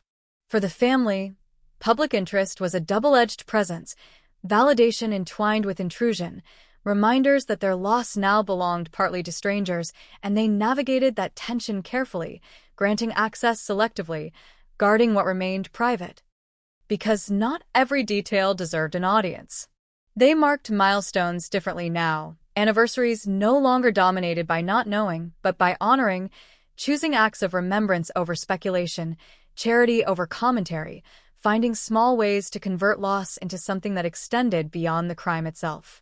The detectives who had reopened the case stayed in touch sporadically, bound by a shared experience that felt too intimate for casual conversation, exchanging updates, checking in, acknowledging birthdays, retirements, the quiet passage of time that now felt earned rather than stolen. And still, beneath the surface, unease lingered, not about this case, but about others like it, the ones still sitting in drawers, stamped cold, waiting for attention that might never come, and the question that haunted everyone involved was not whether justice had been served here, but how many other truths remained suspended, misfiled as unsolvable. Chicago continued to change, as it always does, neighborhoods evolving, skylines shifting, generations replacing one another, and somewhere in that constant motion, the case became part of the city's fabric, an invisible thread woven into its collective memory, rarely seen, occasionally felt. When asked years later what the case meant, those closest to it struggled to answer succinctly, because it had meant different things at different times: hope, despair, obsession, relief, regret, and no single word could hold all of that without collapsing. What remained consistent was the understanding that time is not neutral, that it does not heal indiscriminately, that it can just as easily preserve harm as erase it, depending on whether someone chooses to intervene. The phrase "cold case closed" endured, printed in archives, cited in reports, but stripped of triumph, carrying instead a quiet warning that closure is not a moment. It is a process, uneven, incomplete, and deeply human. And long after the courtroom emptied, after the last appeal was denied, after the city absorbed the story and moved on, the case continued to exist where it always had, not in headlines or files, but in the subtle ways it altered those who touched it, sharpening their attention, complicating their assumptions, reminding them that silence is not absence, and that sometimes the most dangerous thing a mystery can do is wait. Years later, when the noise had finally faded and the case no longer surfaced in daily conversation, its presence could still be felt in the smallest, most unexpected places, in a pause before answering the phone, in the way certain streets were avoided without conscious reason, in the instinctive glance over a shoulder when night settled too quietly. The family learned that life after resolution is not a return, it is a migration, moving forward without the illusion that anything can be restored to what it was. They carried the knowledge with them like a second spine, invisible but structural, shaping how they trusted, how they loved, how they interpreted silence. They became experts in grief that does not announce itself, in sorrow that blends seamlessly into ordinary days. Some spoke openly about the journey, believing that telling the story could prevent others from being forgotten, while others chose privacy, protecting what remained untouched by cameras or commentary. There was no single right way to survive the aftermath, only personal negotiations with memory, each as valid as the next. Law enforcement agencies cited the case in quiet meetings more often than public forums, using it as a reference point when debating whether to reopen files that had gathered dust, when arguing for funding, for time, for the patience required to listen to cases that did not shout. It became shorthand for a difficult truth, that answers delayed are not answers denied, but they are answers that come at a cost. Young detectives studied the file with reverence, tracing the missteps and breakthroughs, learning how easily assumptions calcify into barriers, how dangerous it is to confuse lack of evidence with lack of crime. Veterans, meanwhile, saw reflections of their own unfinished cases in its pages, reminders of names they still carried, stories they never stopped revisiting. The city itself bore subtle marks of the case's conclusion, policy changes here, community outreach there, small adjustments that never made headlines but slowly shifted how disappearances were treated, how families were heard, how quickly silence was challenged. These changes did not erase past failures, but they acknowledged them, and acknowledgement, while imperfect, mattered. The victim's name appeared occasionally in memorials, in advocacy work, in quiet ceremonies that resisted spectacle. It was spoken with intention, not as a symbol of tragedy alone, but as evidence of persistence, of the refusal to let time dictate worth. In those moments, memory became active rather than passive, a choice rather than an accident. And yet, even as lessons were drawn and improvements made, the case continued to resist being neatly categorized as a success. For every problem it solved, it illuminated several more, questions about equity, about which cases receive attention and why, about how many disappearances slip through the cracks because they lack the right details, the right advocates, the right timing. Those questions lingered in academic papers, in community forums, in conversations between professionals who understood that justice is not evenly distributed, that some truths wait longer than others not because they are harder to find, but because fewer people are looking. On anniversaries, the family gathered quietly, no longer to speculate, no longer to demand answers, but to remember a life in full rather than in fragments. They shared stories untethered from the crime, allowing laughter to exist without guilt, allowing joy to coexist with loss, a balance that had taken years to earn. Investigators checked in less frequently now, not out of disinterest, but because the bond had settled into something gentler, a shared understanding that no further updates were coming, that the work, at least on paper, was finished. Still, the case followed them, shaping instincts, sharpening skepticism, ensuring that no file was ever closed casually again. The suspect's names surfaced occasionally in appeal notices, in transfer documents, in the administrative language of incarceration, and each time it did, it felt smaller, stripped of power, reduced to context rather than focus. The harm remained, but the center of gravity had shifted away from him, where it belonged. In media retrospectives, the case was often framed as proof that patience pays off, that persistence is rewarded, and while that narrative comforted audiences, those closest to the truth knew it was incomplete. Patience, they understood, is not passive, and persistence is not guaranteed. For every case reopened, many remain untouched, waiting not for time, but for attention. The deeper truth of the Chicago 2001 cold case was not that it had been solved, but that it had been listened to again, that someone had decided the silence was worth interrogating, that absence deserved as much scrutiny as evidence. That decision, more than any forensic breakthrough, was what changed everything. As decades layered themselves over the events, the story softened at the edges, losing some of its sharpness, but not its gravity. It became less about shock and more about responsibility, less about mystery and more about vigilance, a cautionary tale whispered rather than shouted. And in the quiet moments, when the city exhaled and the past felt close enough to touch, the case offered one final, unsettling reminder that closure is not an ending written in ink, but a state that must be maintained, revisited, defended against forgetting. Because forgetting is easy. It happens naturally. It requires no effort, no intent. Remembering, on the other hand, is work. It demands attention, humility, and the willingness to sit with discomfort long after headlines fade. That was the legacy of the case, not the conviction, not the sentence, not the words "cold case closed," but the understanding that truth does not surface on its own. It waits. And it waits until someone decides that waiting is no longer acceptable. In the end, what remained of the case was not a file, not a verdict, not even a name etched into legal history, but a feeling that settled quietly and refused to leave, the awareness that something once hidden had been seen, and that seeing it had changed everyone involved in ways that could not be undone. The city absorbed the story the way it absorbs everything, layering it beneath newer headlines, fresher emergencies, letting it fade from the surface, while retaining its outline deep below, part of the architecture of memory that shapes how people move through streets they believe they know.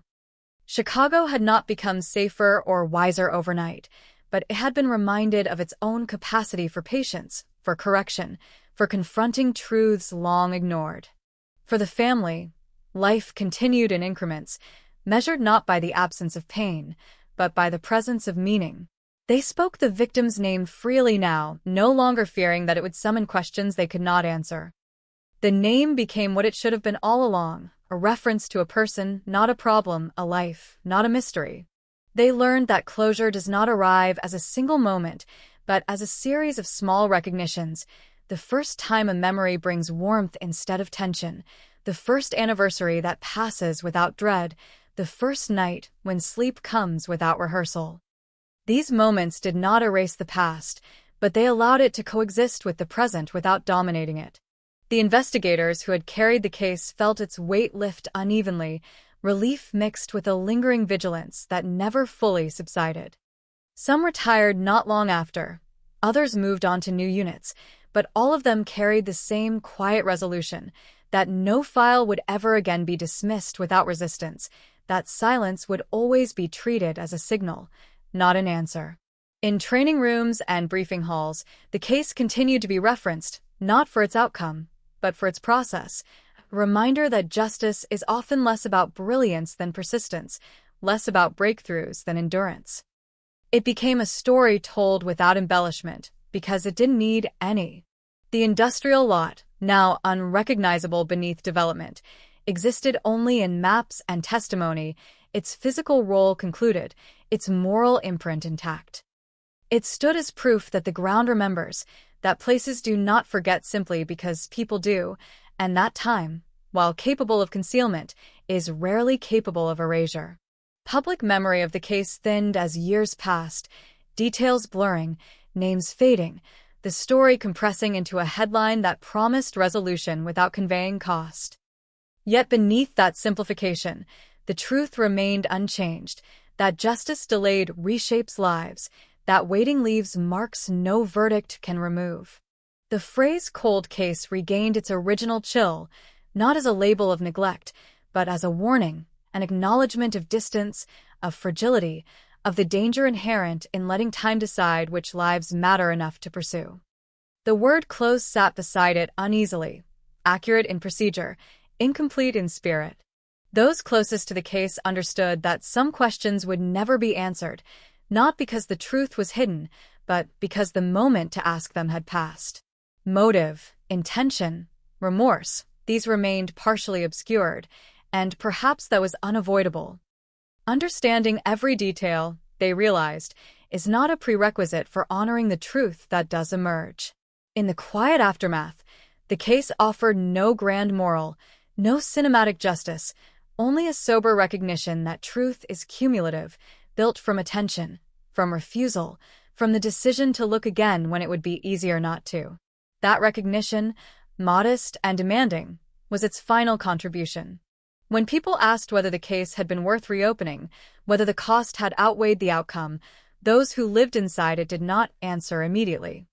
The question itself required care because it framed justice as a transaction, and justice, they knew now, does not operate on balance sheets.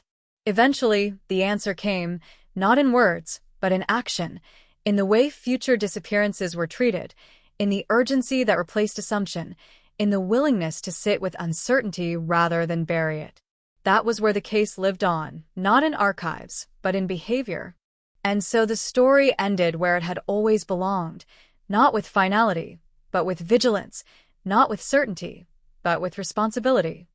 The cold case was closed, yes, but its meaning remained open, a reminder that time can obscure, but it cannot absolve, and that the distance between silence and truth is measured not in years, but in attention. In that space, between what is known and what is remembered, the case continued to speak, softly now, without urgency, trusting that someone, somewhere, would be listening, and that the long silence that began in the winter of 2001 would never again be mistaken for an ending.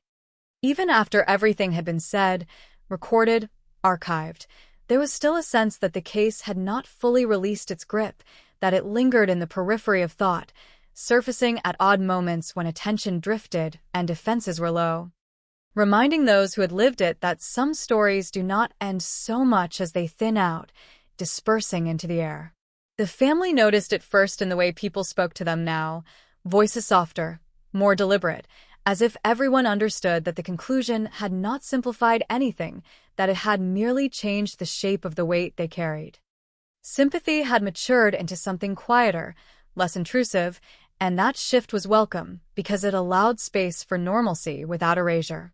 They found themselves answering questions differently, no longer explaining what had happened, but why it mattered, why waiting for answers had reshaped their understanding of trust, of institutions, of time itself. They spoke about patience not as virtue, but as necessity, about resilience not as strength, but as adaptation, and those conversations often ended in silence, the kind that signals comprehension rather than discomfort. In private moments, they wrestled with an unexpected emotion, a faint but persistent sense of disorientation, because for so long, the mystery had been a compass, a terrible one, but a constant nonetheless, and without it, they had to relearn how to orient themselves in a world that no longer revolved around unanswered questions. That absence was most noticeable at night, when routine slowed and the mind wandered, when decades of vigilance had nowhere to go. Sleep came, but lightly, accompanied by dreams that rearranged familiar events into unfamiliar sequences, as if the subconscious was still sorting through what certainty now meant.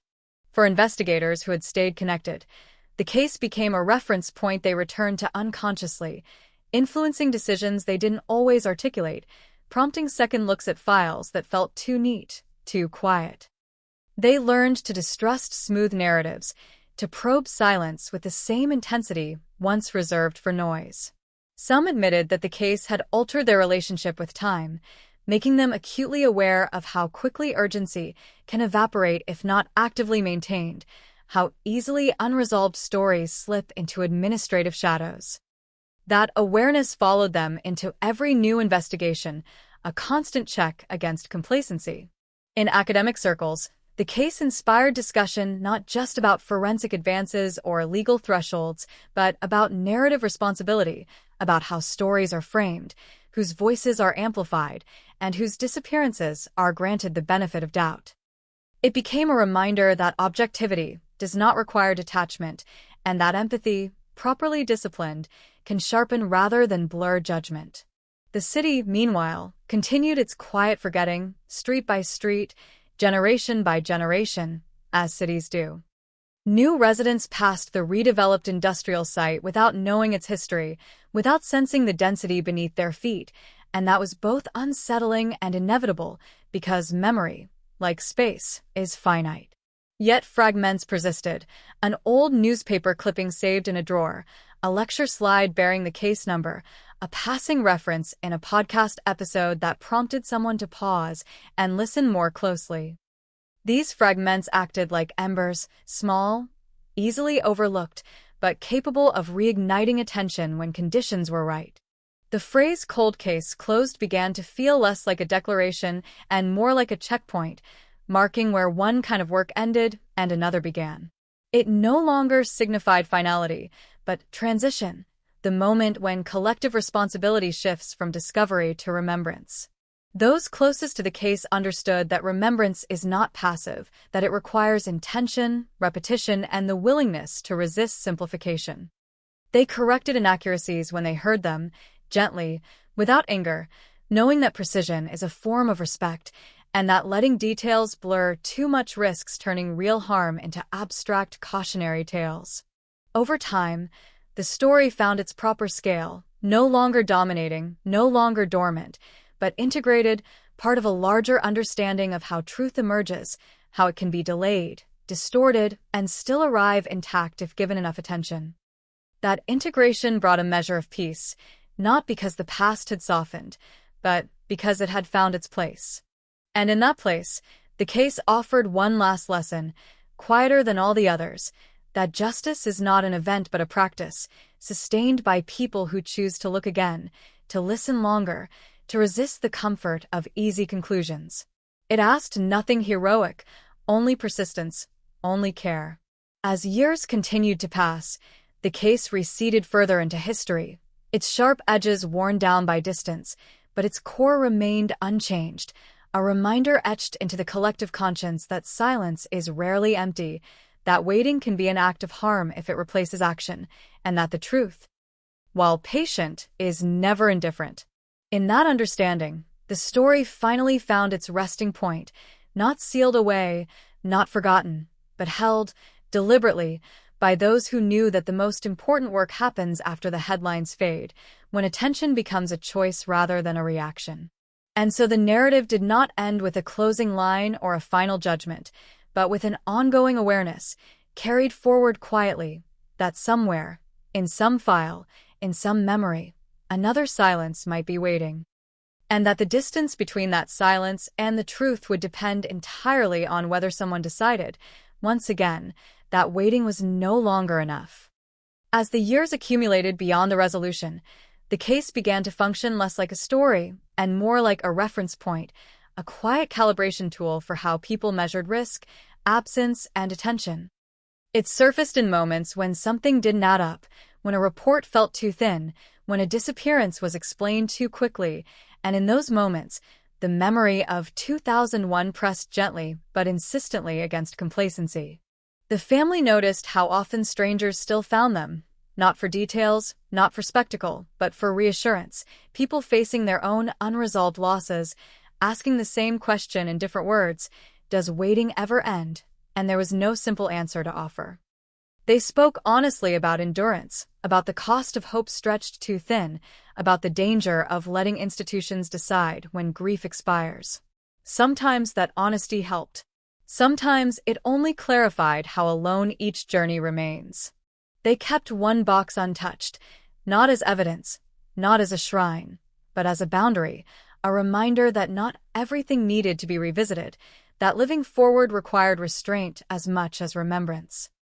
Inside were fragments of a life that existed before headlines, before courtrooms, before the word cold attached itself to a name, and opening it was a deliberate act, never casual, never rushed. For the investigators who taught new recruits, the case became a caution delivered without theatrics.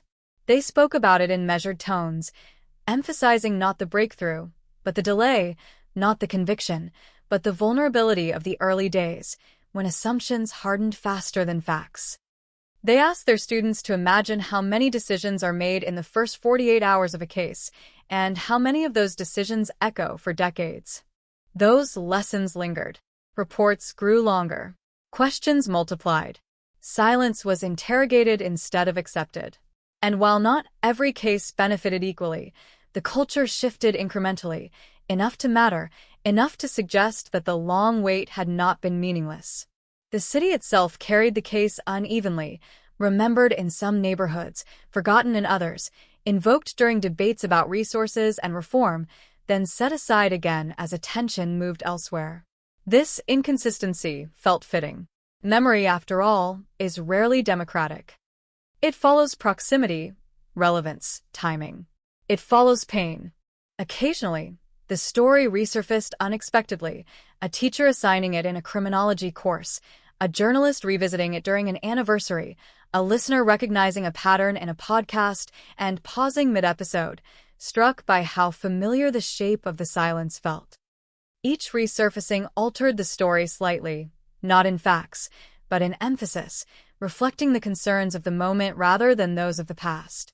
And still, beneath reinterpretation, the core remained unchanged. A person had vanished. Time had passed. Attention had returned. The earth had spoken. The truth had emerged not cleanly, not quickly, but persistently, and that persistence continued to matter long after the urgency had faded. The suspect, now years into a sentence that would not end, receded further into abstraction, his presence felt only through paperwork and occasional appeals that were processed, denied, archived. His story stopped evolving. The damage he caused did not. That imbalance, static harm paired with static accountability, settled into a reality that no one found satisfying, but most accepted as the closest thing to justice available.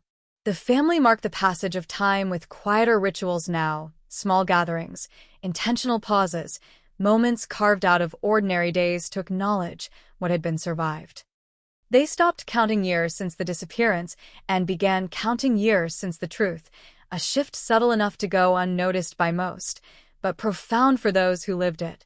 In those moments, they understood something that had taken decades to articulate, that the case had not taken their future, only their certainty, and that certainty, once lost, can never be fully recovered, only replaced with something sturdier, more flexible, more honest. The phrase cold case faded from their vocabulary.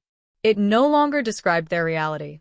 What remained was a story of attention reclaimed, of silence confronted, of time resisted, not conquered, resisted. And as the world continued its steady production of new mysteries, new absences, new unanswered questions, the case stood quietly among them, no longer demanding focus, but offering guidance, a reminder that resolution is not a gift bestowed by time, but a consequence of refusal to forget, refusal to simplify, refusal to accept that silence is an acceptable ending. Somewhere, another file waited. Somewhere, another absence was being explained away. Somewhere, a family was beginning a wait they did not yet understand. And woven invisibly between those moments and this story was a single, persistent truth, learned slowly and at great cost, that attention, sustained and deliberate, is the only force capable of turning silence into testimony. That was the final inheritance of the Chicago 2001 case, not closure, not certainty, but vigilance, carried forward quietly, ready to surface again whenever the world grew too comfortable with not knowing. Eventually, even vigilance softened into habit, and the case settled into a quieter state, no longer sharp enough to cut, but heavy enough to be felt when lifted, a familiar weight that reminded those who carried it to move carefully, to question gently, to listen longer than was comfortable. The family began to notice how the story changed depending on who told it. To some, it was a triumph of justice. To others, a cautionary tale about institutional delay. To a few, it was simply another crime in a city crowded with them. None of those versions were wrong, and none of them were complete. The truth lived somewhere between them, in the spaces where words failed to capture duration, where a single sentence could not contain 20 years of waiting. They stopped correcting every misstatement they heard, not because accuracy no longer mattered, but because they understood that stories evolve once they leave the people who lived them. Control had limits. What mattered more was that the central fact endured, that attention, once withdrawn, had returned, and that return had changed the outcome. In quiet moments, they reflected on how differently the case might have unfolded in another era, with different tools, different priorities, different eyes on the file. That thought was both comforting and unsettling. Comforting, because progress had played a role. Unsettling, because progress is uneven and timing remains arbitrary. Justice, they realized, is often a matter of when as much as why. For the investigators still in the field, The case became a mental checkpoint, a moment they returned to when frustration threatened to dull curiosity. When a report felt too simple, when a disappearance lacked urgency, when silence tempted acceptance, the memory surfaced uninvited, a quiet insistence to look again, to ask one more question, to resist the seduction of closure. That insistence filtered downward, shaping younger officers in ways they could not always articulate. They learned to document more thoroughly, to treat absence as data, to recognize that what is missing can be as revealing as what is present. These lessons did not eliminate failure, but they narrowed its margins. The city's relationship with the case continued to fade and resurface in cycles, anniversaries sparking brief remembrance before attention drifted again. Murals went up and came down. Articles were written and archived. Memory proved elastic, stretching when pulled, snapping back when released. And yet, beneath the fluctuation, the case retained a low-level presence, like a watermark on the city's conscience, visible only when the light hit it just right. It influenced policy debates, informed training sessions, lingered in the background of conversations about reform and accountability, rarely named, but often felt. The industrial site's redevelopment reached completion, families moving into newly built spaces unaware of the history beneath them, children playing where silence had once been buried. This transformation carried a quiet irony, life layered directly over loss, renewal built atop concealment, a reminder that cities do not heal by erasing, but by continuing. Some found that unsettling. Others found it necessary. Both reactions were valid. Memory does not require preservation of place to endure. Sometimes it survives precisely because places change, forcing remembrance to live elsewhere. The suspect's appeals eventually slowed, then stopped, the legal avenues exhausted, the paperwork thinning. His presence receded further into abstraction, no longer a focal point, no longer a threat, reduced to a fact rather than a force. That reduction did not absolve him. It simply returned proportion to a story that had once been distorted by his absence. For the family, this period marked a subtle turning point. The case no longer defined the edges of their identity. It remained part of them, but not the frame. They began to imagine futures not shaped in reaction to the past, futures allowed to be ordinary, unremarkable, unburdened by explanation. That shift did not come with ceremony. It arrived quietly, in decisions made without reference to the case, in days that passed without its shadow, in laughter that did not feel borrowed. It was not healing in the traditional sense. It was integration. Looking back, they recognized that the most difficult years had not been those without answers, but those with partial ones, the long stretch when hope flickered unpredictably, when attention surged and vanished, when every new lead threatened to rearrange their understanding of what was possible. Resolution, painful as it was, had at least brought consistency. The case, now firmly situated in the past, offered no further revelations. It had given everything it could. What remained was interpretation, responsibility, and choice. Choice to remember without reliving. Choice to speak without performing. Choice to listen when silence reappeared elsewhere. And so the narrative continued, not as an active investigation, not as a mystery, but as a reference woven into countless small decisions, a quiet influence shaping how people responded to absence, to delay, to uncertainty. Because if the case had taught anything enduring, it was that silence is rarely neutral, that time does not resolve what attention avoids, and that the line between forgetting and forgiveness is thinner than most people realize. In that understanding, the story reached its furthest point, no longer expanding, no longer demanding, but still present, still relevant, a steady reminder that truth does not require drama to matter, only persistence, and that even after everything has been said, there is always another moment when listening becomes the most important act of all. By the time the case reached this distance, it no longer announced itself as a story at all. It existed instead as a residue, a quiet recalibration in how people perceived absence, how they reacted to delays, how seriously they treated the spaces between facts. It no longer demanded attention, but it shaped it, subtly, persistently, like a current beneath still water. Those who had lived closest to it could feel when its influence surfaced. It appeared in hesitations, in second thoughts, in the instinct to pause before dismissing something that felt incomplete. It showed up in conversations that drifted toward other disappearances, other unanswered questions, when someone would say, almost reflexively, "We should look again," without needing to explain why. The family sensed this shift most clearly when they realized how rarely they were asked about the details anymore. People no longer wanted timelines or evidence or theories. They wanted perspective. They wanted to understand how waiting changes a person, how uncertainty reshapes identity, how the absence of answers can become a defining presence in daily life. Those questions were harder to answer, but also more honest. They spoke about time not as an enemy, but as an amplifier, how it magnifies whatever is left unattended. Neglect grows heavier. Care grows stronger. Silence grows louder. Attention, when sustained, becomes transformative. These were not lessons learned quickly or willingly. They were extracted slowly, under pressure, over years that could not be reclaimed. In private, they acknowledged something they rarely said aloud, that part of them would always exist in that unresolved space, even now. Not because the case lacked answers, but because the waiting itself had become formative. You do not pass through decades of uncertainty unchanged. You adapt. You harden in some places. You soften in others. You learn to live with parallel truths.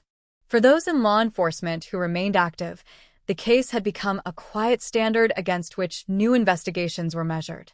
Not as an ideal, but as a warning. It reminded them how easily urgency dissipates, how quickly attention shifts, how vulnerable truth becomes when it relies on momentum rather than commitment. It encouraged persistence even when outcomes were unclear, especially then. They noticed how often the most important breakthroughs came not from dramatic discoveries, but from revisiting old material with fresh eyes, from asking questions that had once seemed settled, from refusing to accept that time itself was an answer. That refusal, they understood now, was the true dividing line between cases that stagnated and cases that moved. The city continued to layer new stories over old ones, as it always had, as it always would. Crises replaced crises. Headlines chased relevance. Memory competed with novelty. And yet, beneath the churn, the case maintained its low-frequency presence, influencing how disappearances were discussed, how delays were justified, how silence was interpreted. Occasionally, someone would stumble across the story for the first time, reading an article late at night, listening to a podcast on a long drive, encountering the phrase cold case, and feeling its weight land unexpectedly. For them, the case was fresh, startling, unresolved in a different way. They felt the shock others had long since absorbed. That cycle repeated endlessly, discovery replacing familiarity, attention renewing itself in waves. Those moments mattered. They ensured the story never fully settled into obscurity. They reminded everyone that remembrance does not require continuity, only recurrence. That even intermittent attention can keep a truth alive. The family learned to recognize those moments and engage with them selectively. They no longer felt obligated to carry the story for others. They trusted it to stand on its own. Their role had shifted from advocates to witnesses, from seekers to stewards, guarding the integrity of what had happened without reliving it. As more time passed, the case grew quieter, not because it lost relevance, but because it found its scale. It no longer needed amplification. Its lessons had dispersed, embedded in practice, in policy, in instinct. It had done its work. What remained was a simple, demanding idea, one that resisted simplification, that truth is not self-sustaining. It requires attention, renewal, care. Without those, even the most clearly established facts can fade, not into mystery, but into indifference. That, perhaps, was the final echo of the Chicago 2001 case. Not the crime, not the investigation, not even the resolution, but the enduring reminder that silence does not mean nothing is there, only that no one is listening closely enough. And somewhere, as the city moved forward and new absences emerged, That reminder waited patiently, ready to surface again the next time a question was dismissed too easily, the next time a file was set aside too quickly, the next time waiting threatened to become an answer. Because the case had taught, above all else, that waiting is never neutral, that time does not decide what matters, and that attention, once given, carries an obligation, not to solve everything, but to refuse to look away. In that refusal, quiet and uncelebrated, the story finally found its lasting form, not as a headline, not as a cautionary tale, but as a discipline practiced daily, wherever silence appears and someone chooses, deliberately, to listen. With even more distance, the case ceased to feel exceptional and began to feel instructive, not because its facts were common, but because its trajectory was. The arc from disappearance to silence to rediscovery mirrored patterns repeated everywhere, cases slipping into the margins not through malice, but through exhaustion, distraction, and the quiet human desire to believe that what cannot be explained has somehow resolved itself. Those who had followed the case from the beginning noticed how often that desire surfaced in their own thinking. It was tempting to accept clean narratives, to welcome endings that promised relief. The case had taught them to resist that temptation, to treat comfort with suspicion, to ask what it might be obscuring. The family found themselves less defined by the past than guided by it. Decisions were no longer reactions, but reflections.